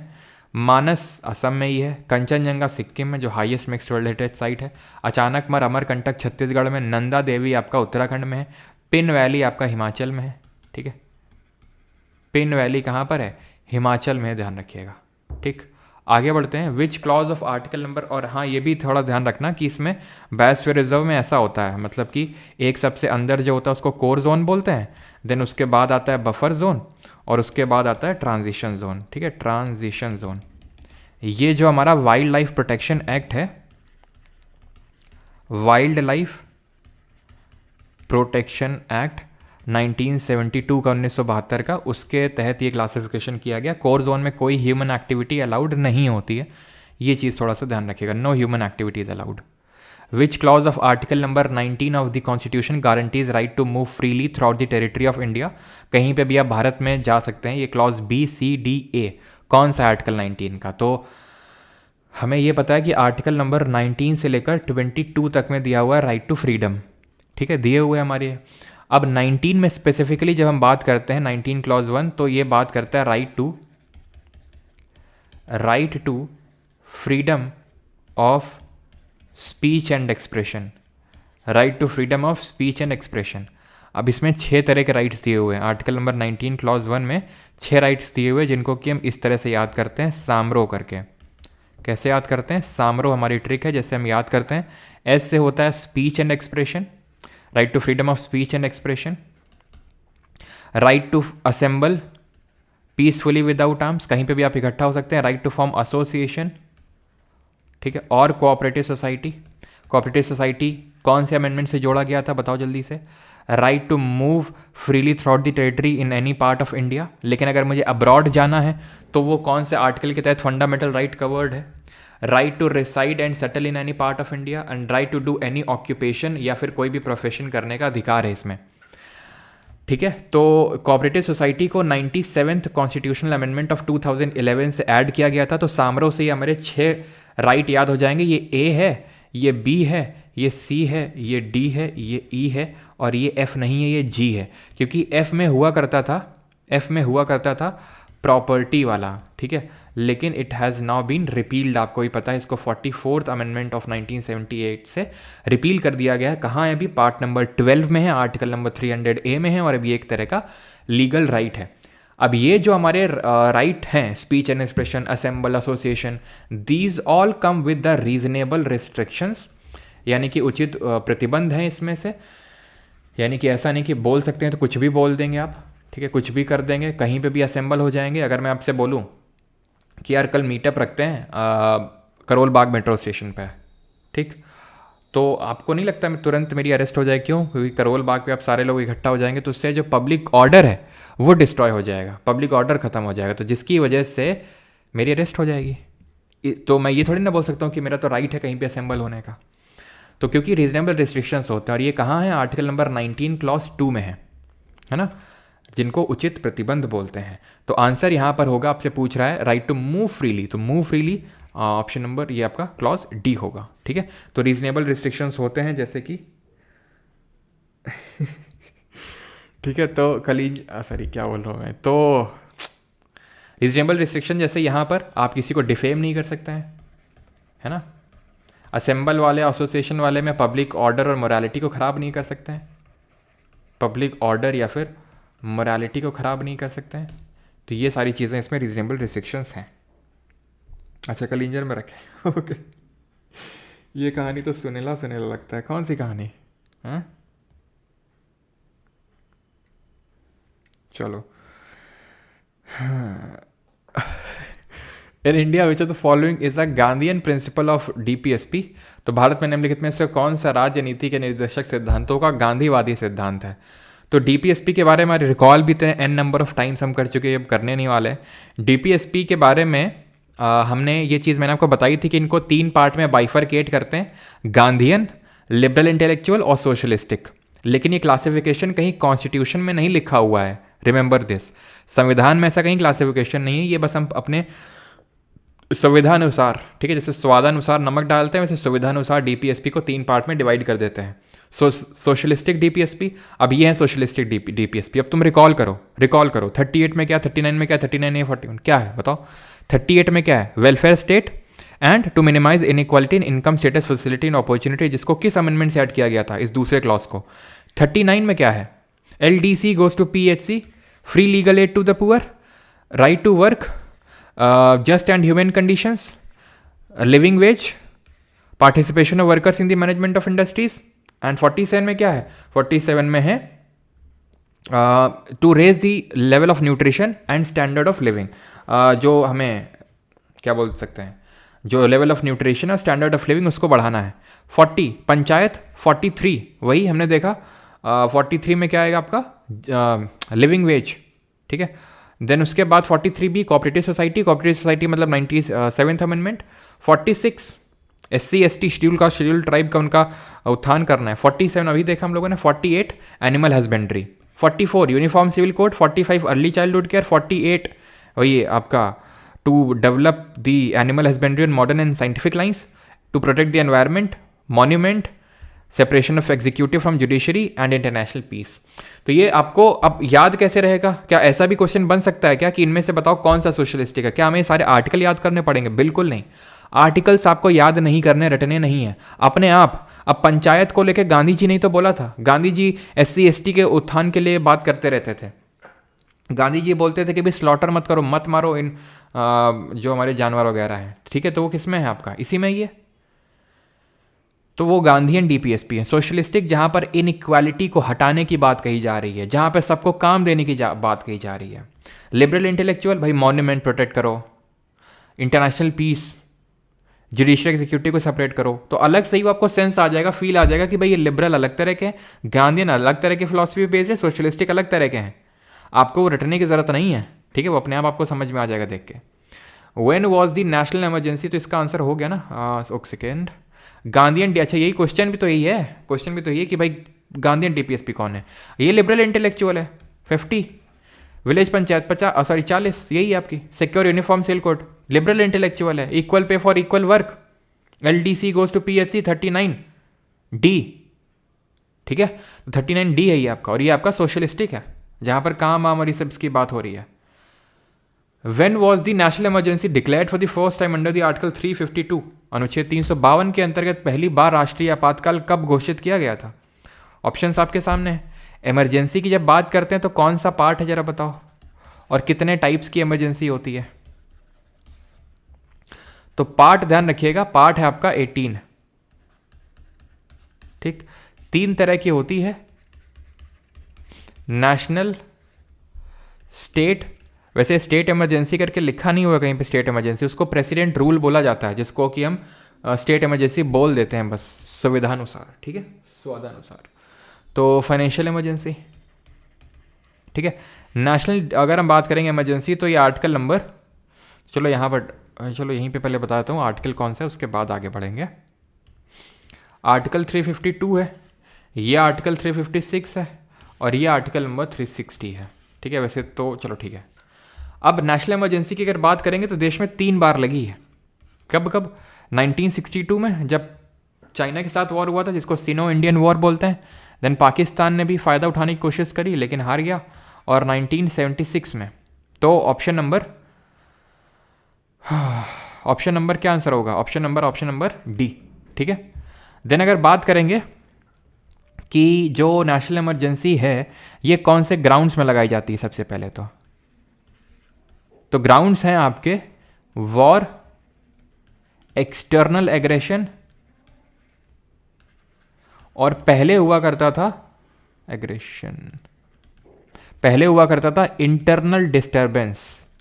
लेकिन इस इंटरनल डिस्टर्बेंस जो वर्ड है इसको हटा दिया गया था किस अमेंडमेंट से? It was replaced by armed rebellion through the amendment of 44th amendment act of 1978। क्यों? क्योंकि इंटरनल डिस्टर्बेंस का हवाला देकर ही 1976 में जो इमरजेंसी लगाई गई थी इंदिरा गांधी के द्वारा, जिसकी वजह से अभी आपको पता है 25 जून को ब्लैक डे है ना, काला दिवस घोषणा की है सरकार ने। तो यही इसी वजह से लगाई गई थी, इसी ग्राउंड में, जबकि कुछ हुआ नहीं था ऐसा युद्ध वगैरह। तो उसको फिर आर्म्ड रेबेलियन से रिप्लेस कर दिया गया था। देन लगाता कौन है? प्रेसिडेंट। क्या अपनी मर्जी से लगाता है? नहीं, पार्लियामेंट अगर ऑथोराइज करेगा तभी। पार्लियामेंट का मतलब है लोकसभा, राज्यसभा। वैसे तो प्रेसिडेंट भी आता है पार्लियामेंट का ही पार्ट, लेकिन ठीक है अभी टेक्निकलिटीज में नहीं जाते हैं। तो लोकसभा राज्यसभा से इसको स्पेशल मेजोरिटी से पास करवाना होता है, विशेष बहुमत से, विद इन 1 मंथ, ठीक है। स्पेशल मेजोरिटी से पास करवाना होता है विद इन 1 मंथ, और अगर पास हो गया तो president is authorize to implement the proclamation of emergency. लेकिन अगर ध्यान रखना, अगर हटानी होती है तो प्रेसिडेंट अपने आप हटा सकता है, इसमें पार्लियामेंट का ऐसा जरूरी नहीं कि बताए। प्रेसिडेंट अपने आप इमरजेंसी हटा सकता है, और अगर लोकसभा ने बोल दिया विद ओनली सिंपल मेजोरिटी तो भी प्रेसिडेंट को हटानी पड़ेगी। फिर उसमें राज्यसभा का हटाने में कोई वो नहीं होता है। एक बार अगर लग गई इमरजेंसी तो कितने टाइम तक कंटिन्यू रहती है? 6 महीने तक कंटिन्यू रहती है, 6 मंथ्स। और हर बार अप्रूवल लेके 6 महीने 6 महीने 6 महीने 6 महीने 6 महीने 6 महीने तक एक्सटेंड किया जा सकता है, इनडेफिनिट यानी अनंत काल के लिए। लेकिन हर बार स्पेशल मेजोरिटी से आपको पास करवाना होगा उस पर्टिकुलर रेजोल्यूशन को। क्या सस्पेंड भी होते हैं फंडामेंटल राइट्स? तो यस, अगर हम सस्पेंशन ऑफ फंडामेंटल राइट्स की बात करें, मौलिक अधिकारों का सस्पेंशन, तो ये होता है। 2 आर्टिकल हैं, आर्टिकल नंबर 358 है एक तो, और एक है आर्टिकल नंबर 359, जो suspension of fundamental right during national emergency से डील करते हैं। अगर आर्टिकल नंबर 19 में जो अभी हमने 6 अधिकार देखे थे सामरो वाले, अगर वो सस्पेंड करने हैं 358, और अगर आर्टिकल नंबर 19 को छोड़ के और बाकी जो हमारे फंडामेंटल राइट्स हैं उनको अगर सस्पेंड करना है तो आर्टिकल 359 का यूज़ किया जाता है। बट रिमेंबर, आर्टिकल नंबर 20 और 21 के द्वारा जो हमें राइट मिले हुए हैं वो कभी सस्पेंड नहीं किए जा सकते हैं, इनका सस्पेंशन कभी भी नहीं हो सकता है। 20 और 21 का, 20 में क्या है? Protection in regard to certain offences, जिसमें हमने पढ़ा था no ex post factor law, no double jeopardy and no self incrimination. 20 clause 1, 2, 3। 21 में right to life and personal liberty. लेकिन एक चीज़ और ध्यान रखेंगे कि अगर इमरजेंसी लगी है आर्म्ड रेबेलियन के केस में, अगर इमरजेंसी आर्म्ड रेबेलियन केस में, तो इस केस में आर्टिकल नंबर 19 के राइट्स को भी सस्पेंड नहीं किया जा सकता, जो हमें 6 राइट्स मिले हुए हैं। अगर इस केस में लगी है तो फिर सस्पेंड किया जा सकता है। मैं फिर से रिपीट करता हूं कि अगर आपको आर्टिकल 19 के राइट्स को सस्पेंड करना है तो 358 का इस्तेमाल करेगा प्रेसिडेंट। लेकिन अगर इमरजेंसी इस ग्राउंड में लगी है आर्म्ड रेबेलियन में, तो 19 को भी सस्पेंड नहीं किया जा सकता है, और 20 और 21 को तो कभी नहीं किया जा सकता है। ठीक है, तो आंसर यहां पर ऑप्शन नंबर डी हो जाएगा, दैट इज 1962 से लेके 68 तक। क्लियर है? आगे बढ़े, 11th क्वेश्चन करो। यस, आयशा यादव, कुशवाहा के सुभाष, सविता। प्रेसिडेंट रूल भी देखेंगे, ठीक है, प्रेसिडेंट रूल भी देखेंगे एक एक करके, बारी बारी करके। In the ecosystem there can be multiple food chains but only a limited number of profit levels.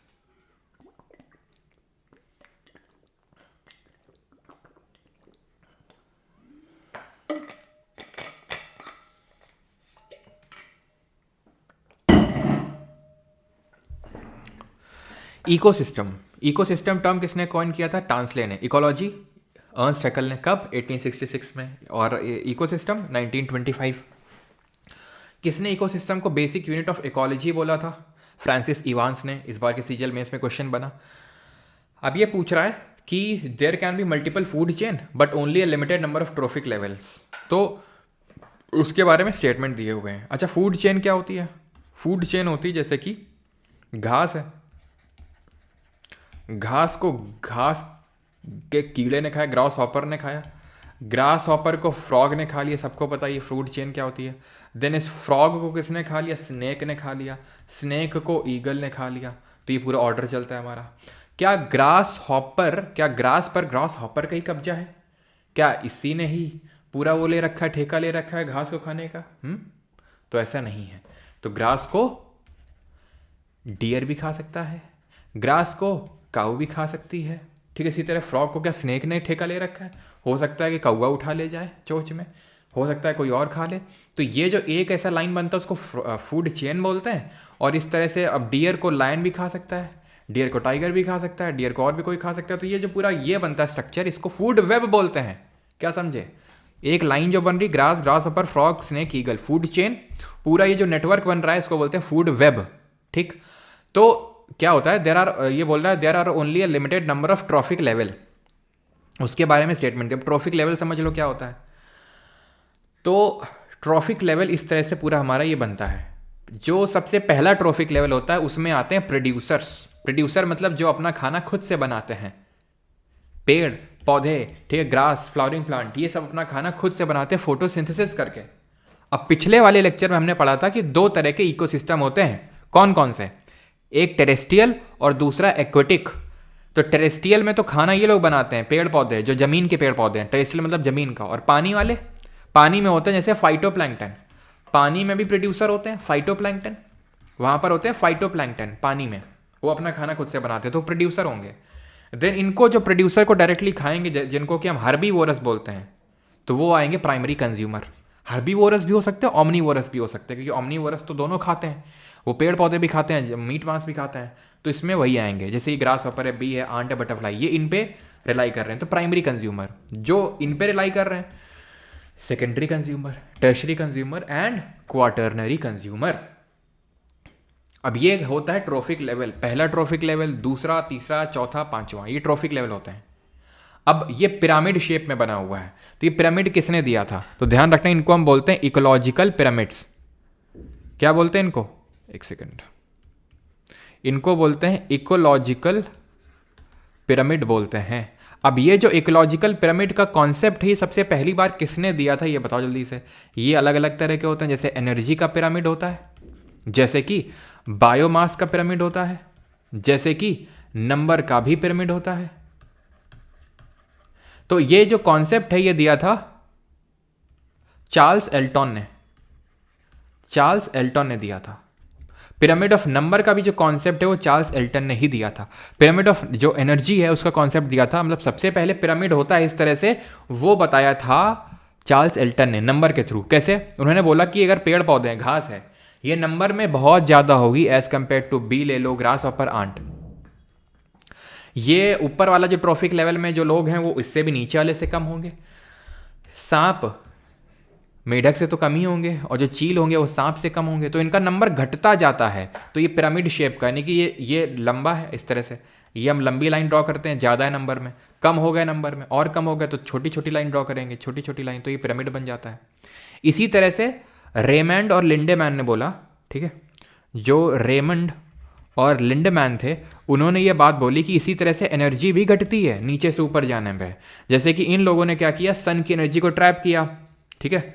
ध्यान रखना, जितना भी इंसोलेशन आता है, जितना भी आपका इंसोलेशन आता है उसको हम पार बोलते हैं, लेकिन उसको हटा दो, ठीक है, पार को। लेकिन आप ये याद रखना, तकरीबन 1 से 2% जितना भी आपका पार आता है, फोटोसिंथेटिकली एक्टिव रेडिएशन बोलते हैं पार को। PAR is known as photosynthetically active radiation,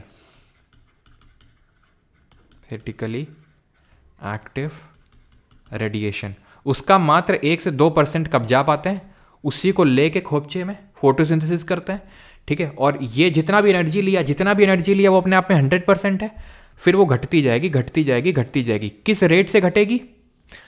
इस 90% या उससे ज़्यादा रेट से घटेगी, यानी कि ओनली 10% और less than 10% energy is transferred from one trophic level to the another, remaining 90% और more than that is lost. और ये बायोमास वाला किसने दिया था? तो बायोमास वाला दिया था ये बॉडेनहाइमर ने, ठीक है। बी से बायोमास, बी से बॉडेनहाइमर। क्या ये पिरामिड जो है ये किस तरह का पिरामिड है? ये अपराइट इसको बोलते हैं, सीधा खड़ा हुआ है। क्या उल्टा भी हो सकता है? हो सकता है।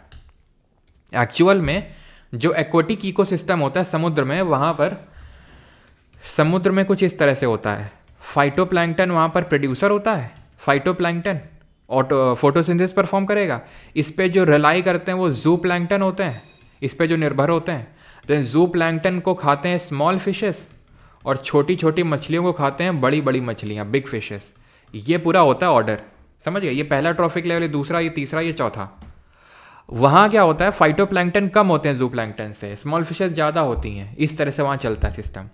तो वहाँ पर जो पिरामिड ऑफ नंबर बनेगा वो इस तरह से बनता है फॉर एक्वाटिक इकोसिस्टम, बायोमास के लिए, ठीक है। बायोमास का ध्यान रखना, नंबर का तो नहीं, लेकिन बायोमास का ध्यान रखना। बायोमास क्या होता है? बायोमास कुछ और नहीं भाई, ये जितने भी पेड़ पौधे हैं इनका वेट, इनका मास ले लो, उसको बोलते हैं। इन सब का मास इकट्ठा कर लो, वो होगा बायोमास। वाटर हटा के, जो ड्राई वेट होता है, पानी हटा के, ठीक है, सबके अंदर पानी होगा, तो पानी हटा के जो ड्राई वेट होता है उसको बायोमास बोलते हैं, ठीक है, इन शॉर्ट। तो बायोमास का जो वेट है ना फाइटोप्लैंक्टन का कम होता है, जू का ज़्यादा होता है, स्मॉल का ज़्यादा, देन बिग फिशेस का। तो यहाँ पर जो पिरामिड ऑफ बायोमास बनता है वो इन्वर्टेड बनता है। पिरामिड ऑफ नंबर भी किसी किसी केस में इन्वर्टेड बनता है, लेकिन ध्यान रखना pyramid of energy can never be inverted. Pyramid of energy can never be inverted, ये कभी उल्टा नहीं हो सकता है। पिरामिड ऑफ बायोमास उल्टा हो सकता है, नंबर वाला भी उल्टा हो सकता है, लेकिन एनर्जी वाला कभी इन्वर्टेड नहीं हो सकता, क्योंकि एनर्जी हमेशा लॉस्ट ही होती है नीचे से ऊपर जाने पे। Is that clear? Is not correct regarding the circular flow of income. आय के चक्राह प्रवाह के संबंध में निम्नलिखित में से कौन सा कथन सही है? जल्दी से बताइए।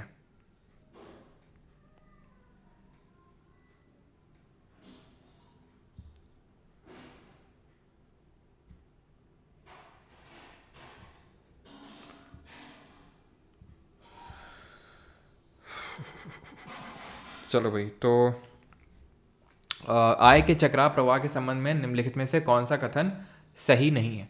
तो saving as well as government expenditure are injection to the circular flow, the income of one sector is. चलो पढ़ लो, अपने स्टेटमेंट पढ़ लिए होंगे। अब देखते हैं सर्कुलर फ्लो ऑफ इनकम होता क्या है, यानी कि आय का चक्रीय प्रवाह क्या होता है।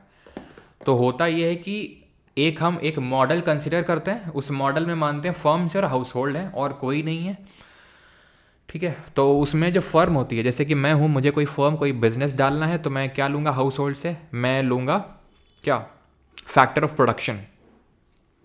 फैक्टर ऑफ प्रोडक्शन होंगे आपके, मैंने पहले ही बता चुका हूँ फैक्टर ऑफ प्रोडक्शन क्या होता है। लैंड, लेबर, कैपिटल यानी पूंजी, लैंड लेबर कैपिटल लगेगा, इसको बोलते हैं फैक्टर ऑफ प्रोडक्शन, ठीक। और वैसे तो होता तो है एंटरप्रेन्योरशिप। एंटरप्रेन्योरशिप बेटा स्पेलिंग आती है, ऐसे मत हल्के मत लेना, एंटरप्रेन्योरशिप, ठीक है।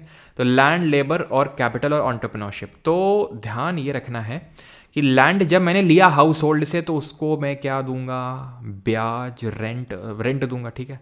लेबर को मुझे वेजेस पे करनी पड़ेंगी, मजदूरों को।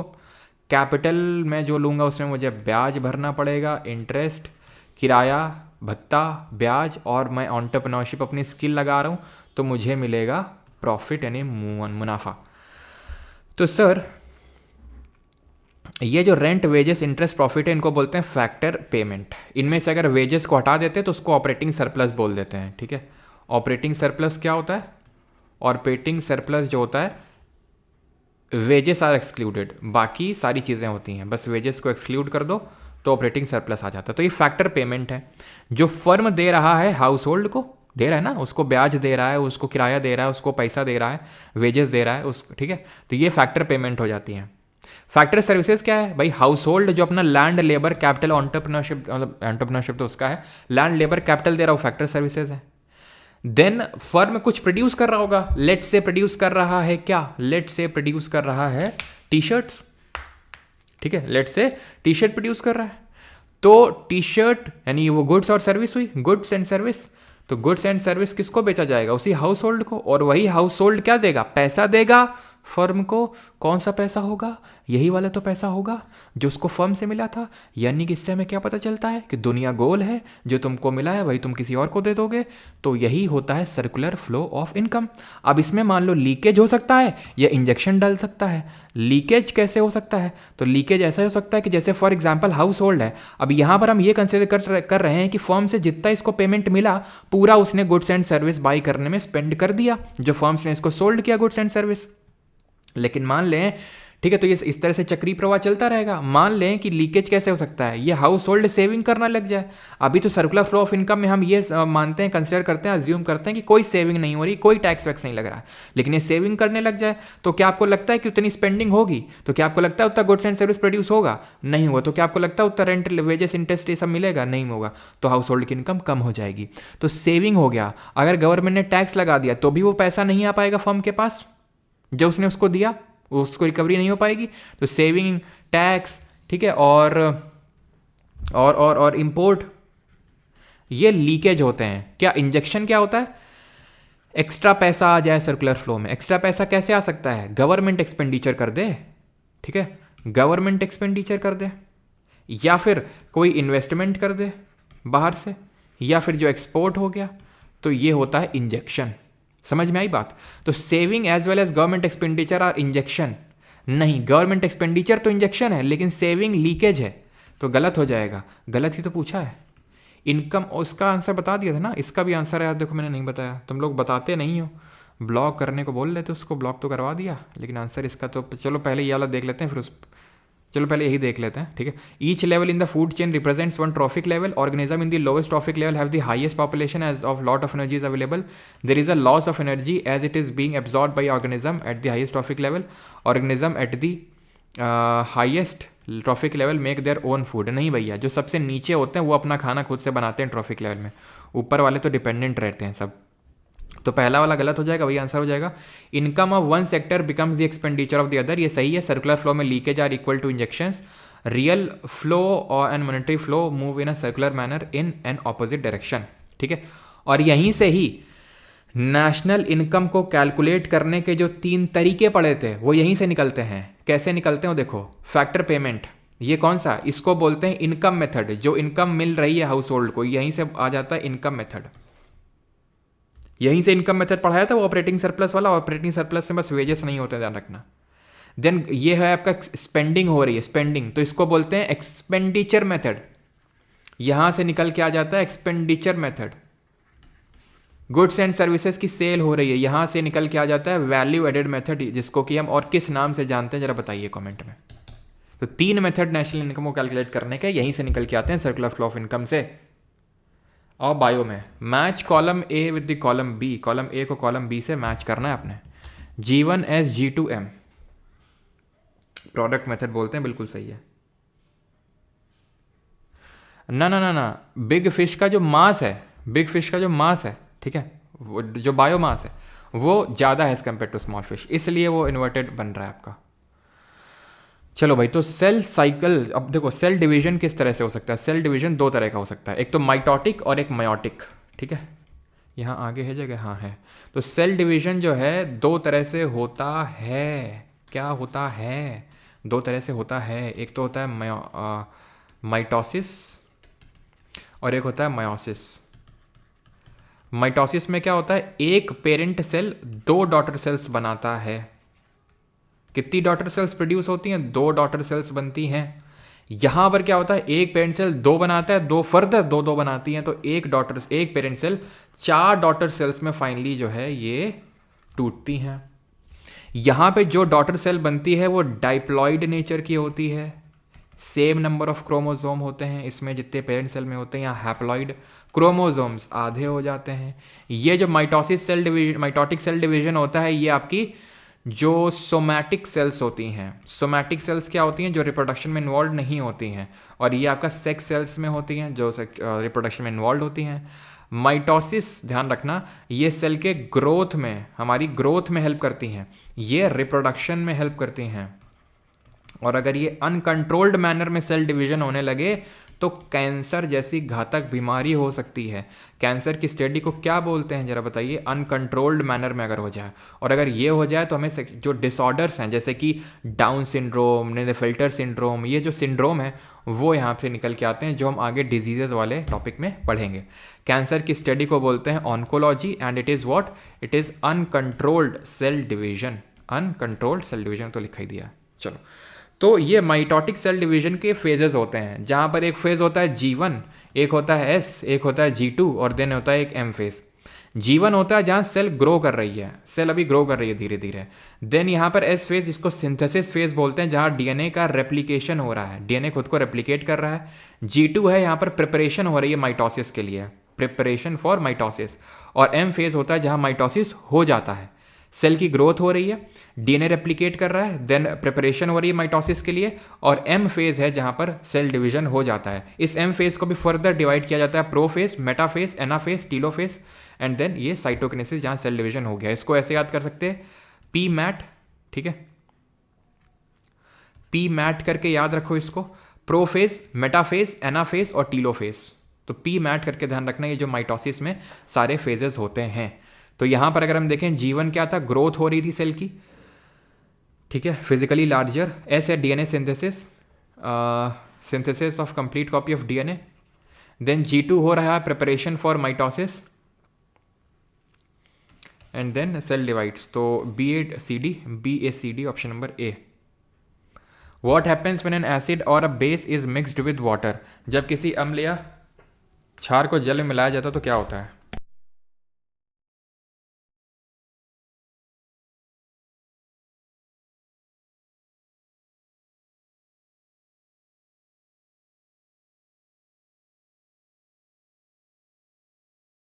चलो भाई, तो यहाँ पर पूछ रहा है कि एसिड और base is mixed with water. तो एसिड क्या होता है? जो पानी में जाने पे हाइड्रोनियम आयंस देता है H3O+, और बेस क्या होता है? जो हाइड्रोक्साइड आयंस देता है, उसको बोलते हैं एसिड या बेस। एसिड या बेस की कई डेफिनेशन होती हैं। एक तो ये हो गए कि पानी में जाने पर हाइड्रोनियम आयन देता है तो एसिड, हाइड्रोक्साइड आयन देता है तो बेस। और क्या डेफिनेशन होती है कि भाई एसिड हमारे सोर होते हैं, सॉरी एसिडिक होते हैं, जो एसिड होते हैं हमारे कैसे होते हैं? खट्टे होते हैं, सोर होते हैं टेस्ट में। और बेस जो कैसे होते हैं? बेस होते हैं, क्या बोलेंगे बेस को हिंदी में, क्या बोलते हैं उसको? ठीक है, इनको हम एल्कलाइन भी बोलते हैं। एल्कलीज तो खैर वो बेसेस होते हैं जो पानी में डिजोल्व हो जाते हैं। लेकिन कल के CDS के पेपर में एक सवाल पूछा गया, इनमें से लुईस एसिड कौन से हैं? तो वो भी चीज़ समझ लो, लुईस एसिड या लुईस बेस कौन होते हैं? लुईस एसिड वो एसिड होते हैं जो इलेक्ट्रॉन एक्सेप्ट करते हैं, और लुईस बेस वो बेस होते हैं जो इलेक्ट्रॉन डोनेट करते हैं। ये कैसे हमें पता चलता है? जैसे फॉर एग्जांपल H2O, ये लुईस एसिड है कि बेस है? तो ये लुईस बेस होगा। क्यों? क्योंकि जब इसका लुईस डॉट स्ट्रक्चर ड्रॉ करेंगे हम, तो ये चीज़ आपको पता होनी चाहिए कि ऑक्सीजन के पास, ऑक्सीजन का एटॉमिक नंबर 8 होता है, तो 8 इलेक्ट्रॉन्स ही होंगे उसके पास। इतनी चीज़ समझ में आती है, 8 इलेक्ट्रॉन्स होंगे। 8 इलेक्ट्रॉन का इलेक्ट्रॉनिक कॉन्फ़िगरेशन 2,6, यानी 6 वैलेंस इलेक्ट्रॉन्स होंगे। तो एक इलेक्ट्रॉन तो हाइड्रोजन को दे दिया, एक इसको दे दिया, नहीं 2 दे दिया हाइड्रोजन को, बचे कितने? 4। तो यहाँ पर इनको बोल देते हैं 2 लोन पेयर ऑफ इलेक्ट्रॉन्स। तो ऑब्वियस सी बात, इसके पास इलेक्ट्रॉन एक्स्ट्रा है, एक्सेप्ट क्यों करेगा? ये तो डोनेट करेगा, तो ये आपका लुईस एसिड नहीं होगा। जैसे AlCl3 ले लो, अब एल्यूमिनियम के वैलेंस इलेक्ट्रॉन्स 3 होते हैं, तीनों तो दे रखे हैं इसने, अब कहाँ से डोनेट कर पाएगा? एक्सेप्ट तो कर सकता है, तो ये लुईस एसिड होगा। समझे आप इस चीज़ को? लुईस एसिड इलेक्ट्रॉन एक्सेप्ट करता है, बेस डोनेट करता है। तो यहाँ पर जब हम एसिड को, और एक चीज़ ध्यान रखना है कि अगर कभी भी डाइल्यूशन ऑफ एसिड के बारे में आपसे क्वेश्चन पूछ ले, क्या क्वेश्चन पूछ ले? डाइल्यूशन ऑफ एसिड, कि एसिड को डाइल्यूट करने में किस चीज़ का ध्यान रखना चाहिए? तो हमेशा acid is added to water. अगर एसिड को डाइल्यूट करना है तो एसिड डाला जाता है पानी में, कभी पानी को एसिड में नहीं डाला जाता है। अगर तुमने स्ट्रॉन्ग एसिड ले लिया और पानी डाला, और अगर एकदम से डाल दिया, फट जाओगे एकदम, समझ लो तुम, ठीक है? सब बोतलें वोतलें फट जाएंगी, तुम्हारा चेहरा वगैरह जल जाएगा, सब कुछ ऐसी तैसी हो जाएगी, तहस नहस हो जाएगा। हमेशा एसिड डाला जाता है पानी में, वो भी धीरे धीरे और वो भी स्टिर करते हुए। तो ये चीज़ ध्यान रखना, acid is added to water, not water is added to acid. तो जब हम पानी में डालते हैं एसिड को तो हाइड्रोनियम आयन मिलता है, तो हाइड्रोनियम आयन का कंसेंट्रेशन घटेगा। क्यों घटेगा? क्योंकि हाइड्रोनियम आयन एसिड में था, अब तुम पानी में इसको डाइल्यूट कर रहे हो तो धीरे धीरे वो घटेगा पर यूनिट वॉल्यूम। ठीक है, और हाइड्रोक्साइड आयन उसमें बेस में मिलता है, तो वो घटते हैं। Which of the following dance forms is inspired by the sculptures of the ancient temple at Chidambaram? तो कौन सा है जो कि स्कल्पचर जो चिदम्बरम में वहाँ से इंस्पायर्ड है? मणिपुरी है, कुचिपुड़ी है, भरतनाट्यम या फिर सत्तरिया है? बताओ। तो आंसर भरतनाट्यम होगा। ठीक है, भरतनाट्यम हमें पता है कि तमिलनाडु का ये क्लासिकल डांस है, इसको हम एक हार्य के नाम से जानते हैं, सादीर या सादीर अट्टम के नाम से जानते हैं। 1910 में इसको ब्रिटिशर्स ने बैन कर दिया था, बैंड बाय ब्रिटिशर्स। ठीक है, और एक चीज़ चलो अभी नहीं बताते हैं, आगे देखेंगे। ठीक है, तो बैंड बाय ब्रिटिशर्स, ये चीज़ ध्यान रखनी है। एंड भरतनाट्यम के बारे में, इसकी स्टेजेस आपको पता है? ये स्टेजेस कौन कौन सी होती हैं? स्टेजेस का मतलब होता है कैसे कैसे फॉलो किया जाता है। तो पहले तो पुष्पांजलि होती है भाई, पुष्प अर्पित करके किए जाते हैं। देन अलारिप्पू होता है, पहले तो पुष्पांजलि होगा, अलारिप्पू होगा। देन जातिस्वरम होगा, जातिस्वरम, शब्दम, देन वर्णम, पदम, तिल्लाना। ठीक है, तो ये सब होता है। क्लियर? स्टाइल्स क्या क्या होती हैं? स्टाइल्स में, स्टाइल का मतलब होता है अलग अलग जो फॉर्म्स होती हैं। ये तो स्टेज का मतलब होता है कि ऑर्डर फॉलो करना होता है। स्टाइल्स में जब हम बात करते हैं ना, तो कलाक्षेत्र स्टाइल है। कलाक्षेत्र डांस स्कूल किसने फाउंड किया था? तंजौर होती है, स्टाइल होती है, मतलब ये तंजौर होती है। वज्जुवूर होती है, वज्जुवूर। ठीक है, और पंडा नल्लूर, पंडा नल्लूर, ये सब होती। तो रुक्मणी देवी जो अरुंडले हैं उन्होंने फाउंड किया था आपका कलाक्षेत्र स्कूल ऑफ डांस, ये ध्यान रखना। ठीक है, और Manipuri introverted form of dance है, रासलीला, थांगटा। ठीक है, जागोई चोलो में इसके फॉर्म्स होते हैं। चोलो मैस्कुलिन फॉर्म को दिखाता है, ठीक है, और पुंग करके वो इंस्ट्रूमेंट होता है। मणिपुरी आपका वैष्णवाइट फॉर्म ऑफ डांस है। कुचिपुड़ी आपका आंध्रा का है। ठीक है, और कुचिपुड़ी में हमने देखा था, कुचिपुड़ी में हमने देखा था कि भाई किस तरह से इसमें गणेश वंदना से शुरू होता है और ख़त्म किससे होता है? तरंगम पे ख़त्म होता है ये। ठीक है, और सत्तरिया सबसे लास्ट में क्लासिकल डांस में ऐड हुआ था सन 2000 में। और ये आपका जो भावना और अंकिया नाट हैं इसके फॉर्म्स होते हैं। बोर गीत में परफॉर्म किया जाता है, गुरु शंकर देव इसके फाउंडर माने जाते हैं। और माटी अखोरा करके इसमें एक परफॉर्मेंस होती है, पता है ना? अगर आपसे पूछ ले कि माटी अखोरा किससे एसोसिएटेड है, तो माटी अखोरा आपका सत्तरिया में होता है। बाल्टी डांस कहाँ का है? बाल्टी डांस बताओ भाई।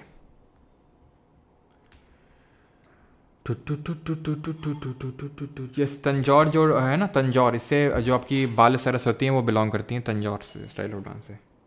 कहाँ चल दिए सर? चल दिया हूँ राहों में, चल दिया हूँ राहों में, मरहम सा लगाने। मरहम तो नहीं मिला पर मरहम। दी बाल्टी डांस कहाँ का है? उत्तराखंड, लद्दाख, कश्मीर या फिर हिमाचल? तो उत्तराखंड के डांसेस तो होते हैं हमारे जैसे चोलिया, और रमन भी होता है यहाँ का डांस। ठीक है, रमन और भोटिया। लद्दाख का है बाल्टी डांस। क्यों बाल्टी डांस है? क्योंकि यहाँ पर पानी नहीं होता है, तो सब बाल्टी रखते हैं कि भाई जैसे ही पानी मिलेगा तुरंत बाल्टी में भर लेंगे, क्योंकि लद्दाख आपको पता है डेजर्ट है। क्यों डेजर्ट है बताओ जल्दी से? तो लद्दाख का ही है। कश्मीर की अगर बात करेंगे तो खुद इसको हम ऐसे याद करते हैं कि हैरिस रॉफ है जो भंड होके क्या हो रहा है? भंड होके धमाल कर रहा है कूद कूद के। क्यों? विराट कोहली की उसको विकेट मिल गई है ना, इसलिए। हिमाचल की अगर बात करेंगे तो झोरा, नाटा, झोरा, अमन, है ना? तो नाटा, छोरा, नाटी डांस हो गया, धमन डांस हो गया, नाटा, छोरा, अमन, है ना? छपा छप कर रहा है, छपेली, है ना? सांड डांस, नाटा, छोरा, अमन, है ना? राक्षसों की माला पहन के, है ना, और सान पे बैठ के छपा छप कर रहा है। तो ये हमारे हिमाचल प्रदेश के डांसेस हैं जो आपको पता होने चाहिए। नॉइज़ पोल्यूशन इतना है सर, बहुत ज़्यादा। कहाँ है नॉइज़ पोल्यूशन, कहाँ पे नॉइज़ पोल्यूशन है? हुँ? ये शायरी सुना सुना लग रहा है।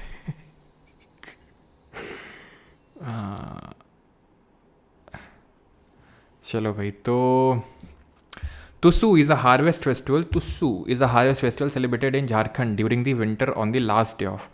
तो तुसु को कब सेलिब्रेट किया था झारखंड में? फागुन के आखिरी महीने में, चैत्र के आखिरी महीने में, माघ के आखिरी महीने में, या फिर पौष के आखिरी महीने में। अब अगर तुम्हें नहीं पता है कि क्या क्या होता है तो तुम क्या क्या करते रहोगे और कुछ नहीं हो पाएगा तुमसे। तो तुम्हें पता होने चाहिए ये हिंदू कैलेंडर के months and corresponding Gregorian months. Chaitra का मतलब होता है मार्च अप्रैल, वैशाख का मतलब होता है अप्रैल मई, ज्येष्ठ का मतलब होता है जब खूब गर्मी पड़ती है। ऐसे याद करो, जो जेठ लोग होते हैं खूब गर्मी लेके आते हैं। आषाढ़ जून जुलाई, सावन जुलाई अगस्त, भादव जिसको भाद्रपद भी बोलते हैं अगस्त सितंबर, अश्विन सितंबर अक्टूबर, ठीक है। कार्तिक, देख रहे हो, अश्विन कार्तिक सब हैं हमारे पास, सारे क्रिकेटर्स का नाम है। अक्टूबर नवंबर, माघ ठीक है, नवंबर दिसंबर, पौष दिसंबर जनवरी, माघ जनवरी फरवरी, और फागुन फरवरी मार्च। तो ये आपको हिंदी कैलेंडर मंथ्स पता होने चाहिए। एक्चुअली में जो पौष का महीना होता है, आप खुद ही सोचो, विंटर पूछा है, चैत्र में तो उतनी विंटर पड़ती नहीं है। पड़ती है क्या? चैत्र में तो उतनी पड़ती नहीं है, और फागुन में उतनी नहीं पड़ती है। तो थोड़ा सा आप यहाँ पर एलिमिनेशन वाला एलिमिनेशन खेल सकते थे। फेस्टिवल याद करो कौन कौन से झारखंड के। सरहुल, ठीक है, जब साल ट्री में गर्दन घुमाने का तुम लोग याद नहीं दिलाते यार, ठीक है। जब एकदम गर्दन टूट जाएगी ना, हलक जाएगी एकदम, हिलक गई एकदम, तब तुम लोग को पता चलेगा बेटा, बहुत भयंकर दर्द करती है। आज तो एमआरआई करवाना ही पड़ेगा। सरहुल है, ठीक है, जो साल ट्री में नए फ्लावर्स आ जाते हैं तब किया जाता है। देन आपका करम फेस्टिवल होता है, जवा भी होता है यहाँ पर, ठीक है। रोहिणी, तुस्सू परब, जैसे ये तुस्सू है, तुस्सू परब, है ना। ठीक है, आगे बढ़ते हैं। 18th, which of the following is incorrectly paid in with its respective authors. तो कौन सा गलत मैच्ड है? Discovery of India Subhash Chandra Bose ji बिल्कुल गलत मैच्ड है, बिकॉज ये तो नेहरू जी की है। नेहरू, जवाहरलाल नेहरू की बुक्स और कौन कौन सी हैं? नेहरू जी की बुक्स हैं, और आपकी डिस्कवरी ऑफ इंडिया के अलावा कौन कौन सी किताबें हैं? तो ये है इनकी, जैसे एन ऑटोबायोग्राफी,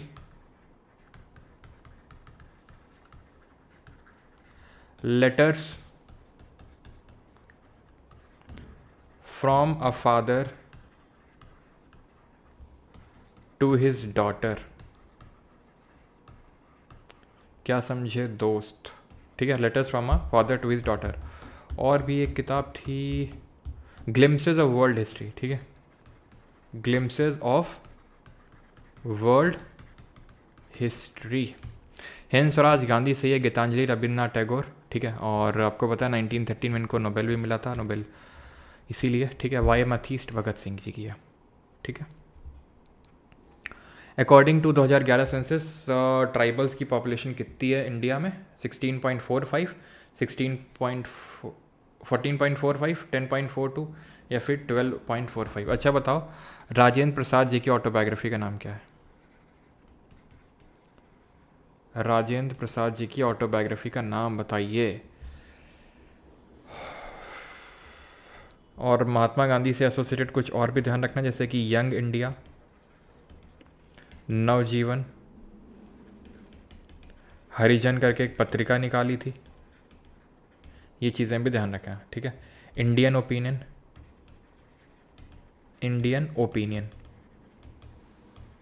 चलो, तो अभी आते हैं, तो राजेंद्र प्रसाद जी की कौन सी है? तो राजेंद्र प्रसाद जी की है आत्मकथा, ठीक है, आत्मकथा। ये है आपकी कितनी, 10.42 करोड़, या फिर 104 मिलियन करके भी आ सकता है। और अगर एससी पॉपुलेशन बात करेंगे शेड्यूल कास्ट की, तो 1210 मिलियन है। लिटरेसी रेट कभी कभी पूछ लेता है इन लोगों का, जैसे एससीज का कितना है, 16 लिटरेसी बोल रहा हूँ, लिटरेसी तो इनका होगा 66.1%, ठीक है, ये लिटरेसी की बात हो रही है, साक्षरता दर की। और अगर एसटीज़ की लिटरेसी की बात करेंगे तो ये 59%। कितना पॉपुलेशन है एज अ परसेंटेज, तो एससी जो पॉपुलेशन है वो 16.6% है पूरी पॉपुलेशन का जो इंडिया की है, और 8.6% है एसटीज़। ठीक है, बाकी कम्युनिटीज़ की बात करें, हिंदूज ध्यान रखिएगा 79.8% है, मुस्लिम्स 14.23%, ये क्वेश्चन भी रिपीटेडली पूछा जाता है आपसे। 2.3% क्रिश्चियंस हैं, 1.7 सिख हैं, बुद्धिस्ट 0.7 और जैन 0.37। जैन सबसे ज़्यादा लिटरेट हैं, मोस्ट लिटरेट कम्युनिटी है। ठीक है, और जो मुस्लिम्स हैं वो सबसे लीस्ट लिटरेट हैं अकॉर्डिंग टू जो 2011 का सेंसस आया था उसके हिसाब से। ठीक है, तो बस इतना आपको ध्यान रखनी है चीज़ें। And the last question is this which is let ball, stroke ball and no let are part of which games. तो स्क्वैश, रग्बी, हैंडबॉल या फिर पोलो, बताओ। अच्छा ये बताओ कि कल से, चलो बता नहीं रहा हूँ, तुम्हारे लिए सरप्राइज़ है, कल से कुछ और भी हम लोग लास्ट में इंक्लूड करेंगे। ठीक है, कल से हम लोग लास्ट में कुछ और भी इंक्लूड करेंगे। ठीक, चलो तो अभी क्वेश्चन करते हैं ये। तो किस में होते हैं ये, तो ये स्क्वैश में होते हैं। ठीक है, स्क्वैश, जिससे कि मैंने आपको बताया था दीपिका पल्लिकल और अनाहत सिंह एसोसिएटेड हैं। ठीक है, देन अगर बात करेंगे कि पोलो में कितने नंबर ऑफ प्लेयर्स होते हैं, 4 होते हैं। वाटर पोलो में कितने होते हैं, वाटर पोलो में 7 नंबर ऑफ प्लेयर होते हैं। याद कैसे रखोगे, पोलो में कितने लेटर्स हैं, पोलो में आपके 4 लेटर्स हैं, तो 4 हो गए। इसी तरह खो खो में कितने होते हैं, खो खो में, तो खो खो, खो में 3, खो में 3, 3 इंटू 3 9 हो गए आपके। ठीक है, कबड्डी में कितने होते हैं, कबड्डी में कितने होते हैं, और आइस हॉकी में कितने होते हैं, और कुछ है, और कुछ। ठीक है, तो ध्यान रखना कबड्डी में 7 होते हैं। 12 प्लेयर्स तो होते हैं, लेकिन खेलते कितने हैं अगर वो पूछेगा, तो खेलते हैं आपके 7 प्लेयर्स। आइस हॉकी में 6 प्लेयर्स होते हैं। ठीक है, कबड्डी में 7। थाला फॉर अ रीज़न, थाला फॉर अ रीज़न, थाला फॉर अ रीज़न, थाला से रन नहीं बन रहे हैं ना, और थाला फॉर अ रीज़न। चलो भाई, तो यहाँ पर और बाकी तो वो सब मैं आपको बता चुका हूँ ना, कि बास्केटबॉल में कितने होते हैं, जितनी भी हमारी बॉल होती हैं, बास्केटबॉल में, वॉलीबॉल, ये तो मैं बता चुका हूँ शायद, है ना। हैंडबॉल और नेट बॉल में एक ही नंबर, इतने सेम नंबर ऑफ प्लेयर होते हैं। और बेसबॉल तो कितने होते हैं, इस तरह से हम याद करते हैं। 5 बास्केट लेके आए, उसमें 6 वॉली डाली, 7 दिन हैंड और नेट का इस्तेमाल करते हैं हम लोग, लेकिन जब बेस मिल जाएगा तो फिर थोड़ी ना इस्तेमाल करेंगे नेट का, फिर तो हम बेस का इस्तेमाल करेंगे। मतलब 5, 6, 7 और 9, तो बास्केट 5 है, वॉली 6, हैंड और नेट 7, और बेसबॉल जो है 9। ठीक है, चलो तो ये मैं करवा चुका हूँ शायद। ठीक है, चलो तो यहाँ पर हमारा लेक्चर होता है ख़त्म। अब बताइए आपका कितना क्या स्कोर रहा। बाकी जिन लोगों को पीडीएफ लेना है नोट्स का, इंग्लिश के नोट्स डिजिटल हैं, हिंदी के नोट्स पेन एंड पेपर पे लिखे हुए हैं, पहले नोट्स फ्री हैं, जाके पहले देख लेना कैसे क्या है। ठीक है, तो ही अगर आपको लेना हो तो लेना, नहीं तो पीडीएफ तो मिलती ही है इस लेक्चर की आपको परमार एसएससी टेलीग्राम चैनल में, जिसका लिंक डिस्क्रिप्शन है, वहाँ से आप डाउनलोड कर सकते हो। ठीक, अच्छा आज रन बनाएंगे का नाम है, देखते हैं रन बनाएंगे कि नहीं बनाएंगे। और बाकी पीटीएस का टेस्ट तो निकाल लगा रहे हो ना, आजा मेरे पीटीएस में आजा आजा मेरे पीटीएस में आजा जल्दी से। ठीक है, हम लोग के आई थिंक कितने 7 मार्क्स हो चुके हैं ना। अनु मलिक से तो अच्छा ही गाया होगा, क्या लगता है तुम्हें? मुंबई आ रहा हूँ कि नहीं आ रहा हूँ मैं, मुंबई आ रहा हूँ कि नहीं आ रहा हूँ, बताओ जल्दी से। 13 हैं साक्षी के, ओके 17 हैं राज के, ब्रजेश बघेल 12, सुहृद 17।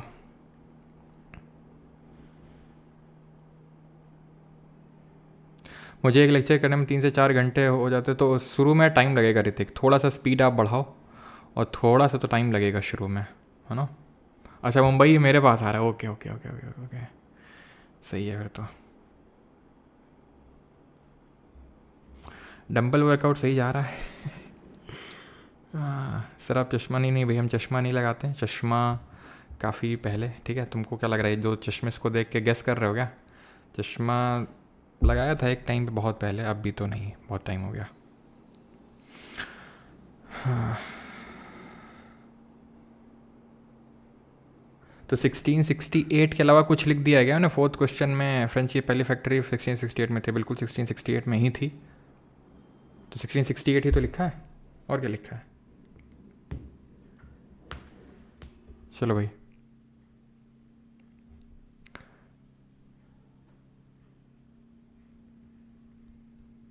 मुंबई दूर जा रहा है, अच्छा अच्छा। और भाई जिसको डाउट वगैरह होते हैं ना, सब्जेक्ट से रिलेटेड नहीं, वैसा कुछ कि भाई कहाँ से ये परचेज़ करें, ऐप नहीं चल रहा है, उस तरह के जो डाउट होते हैं, तो आप यहाँ पर जाके पूछ सकते हैं। बाकी क्वेरी नंबर तो आई थिंक आपको पता ही होगा व्हाट्सएप का। चलो, थैंक यू, धन्यवाद। ओके, आज पहला बैशाख शुरू हो रहा है आज से ओडिया न्यू ईयर की भी नई शुरुआत हो रही है, और बंगाली न्यू ईयर की भी है ना। चलो, थैंक यू, धन्यवाद।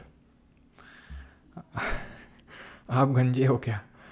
नहीं नहीं भाई, इतना तो नहीं हूँ, लेकिन हाँ, चश्मा वश्मा तो नहीं लगाता हूँ। गंजा क्या, पागल वागल समझ रखा है क्या मेरे को? मतलब अच्छा, एक रील तुमने देख ली होगी आजकल, एक तो रील बड़ी चल रही है, परमार सर फेस रिवील, ये हैं परमार सर, वो हैं परमार सर, न जाने कितने वीडियोज़ हैं, 10-15 वीडियोज़ बनाए डाल रहे हैं, ये हैं परमार सर, वो हैं परमार सर, हैं सब स्टूडेंट्स ही भेजते रहते हैं, सर क्या आप यही है? भाई तुमको लगता है किसी में इतनी हिम्मत है? अगर जिस दिन किसी ने वीडियो डाल भी दिया ना मेरा असली वाला, सच बता रहा हूँ, कोर्ट में घसीटता उसको ले जाऊँगा। जैसे मोहम्मद बिन तुगलक नहीं, दिल्ली से दौलताबाद ने एक बताया था, एक अंधे को ले गया तो घसीटता, वो सिर्फ उसका कंकाल बचा था, घसीटते हुए कोर्ट ले जाऊँगा, ध्यान रखना। अगर मतलब पहली बात तो एग्जिस्ट कर ही नहीं पाएगा, ठीक है, क्योंकि मेरे पास काफ़ी सारे ऐसे हथकंडे हैं। वैसी बात तो आएगा ही कहाँ से वीडियो, लेकिन अगर आ भी गया गलती से, तो एक तो वीडियो नहीं रहेगी, या वो बंदा नहीं रहेगा, दोनों में से एक होगा कोई। चलो भाई, thank you thank you thank you.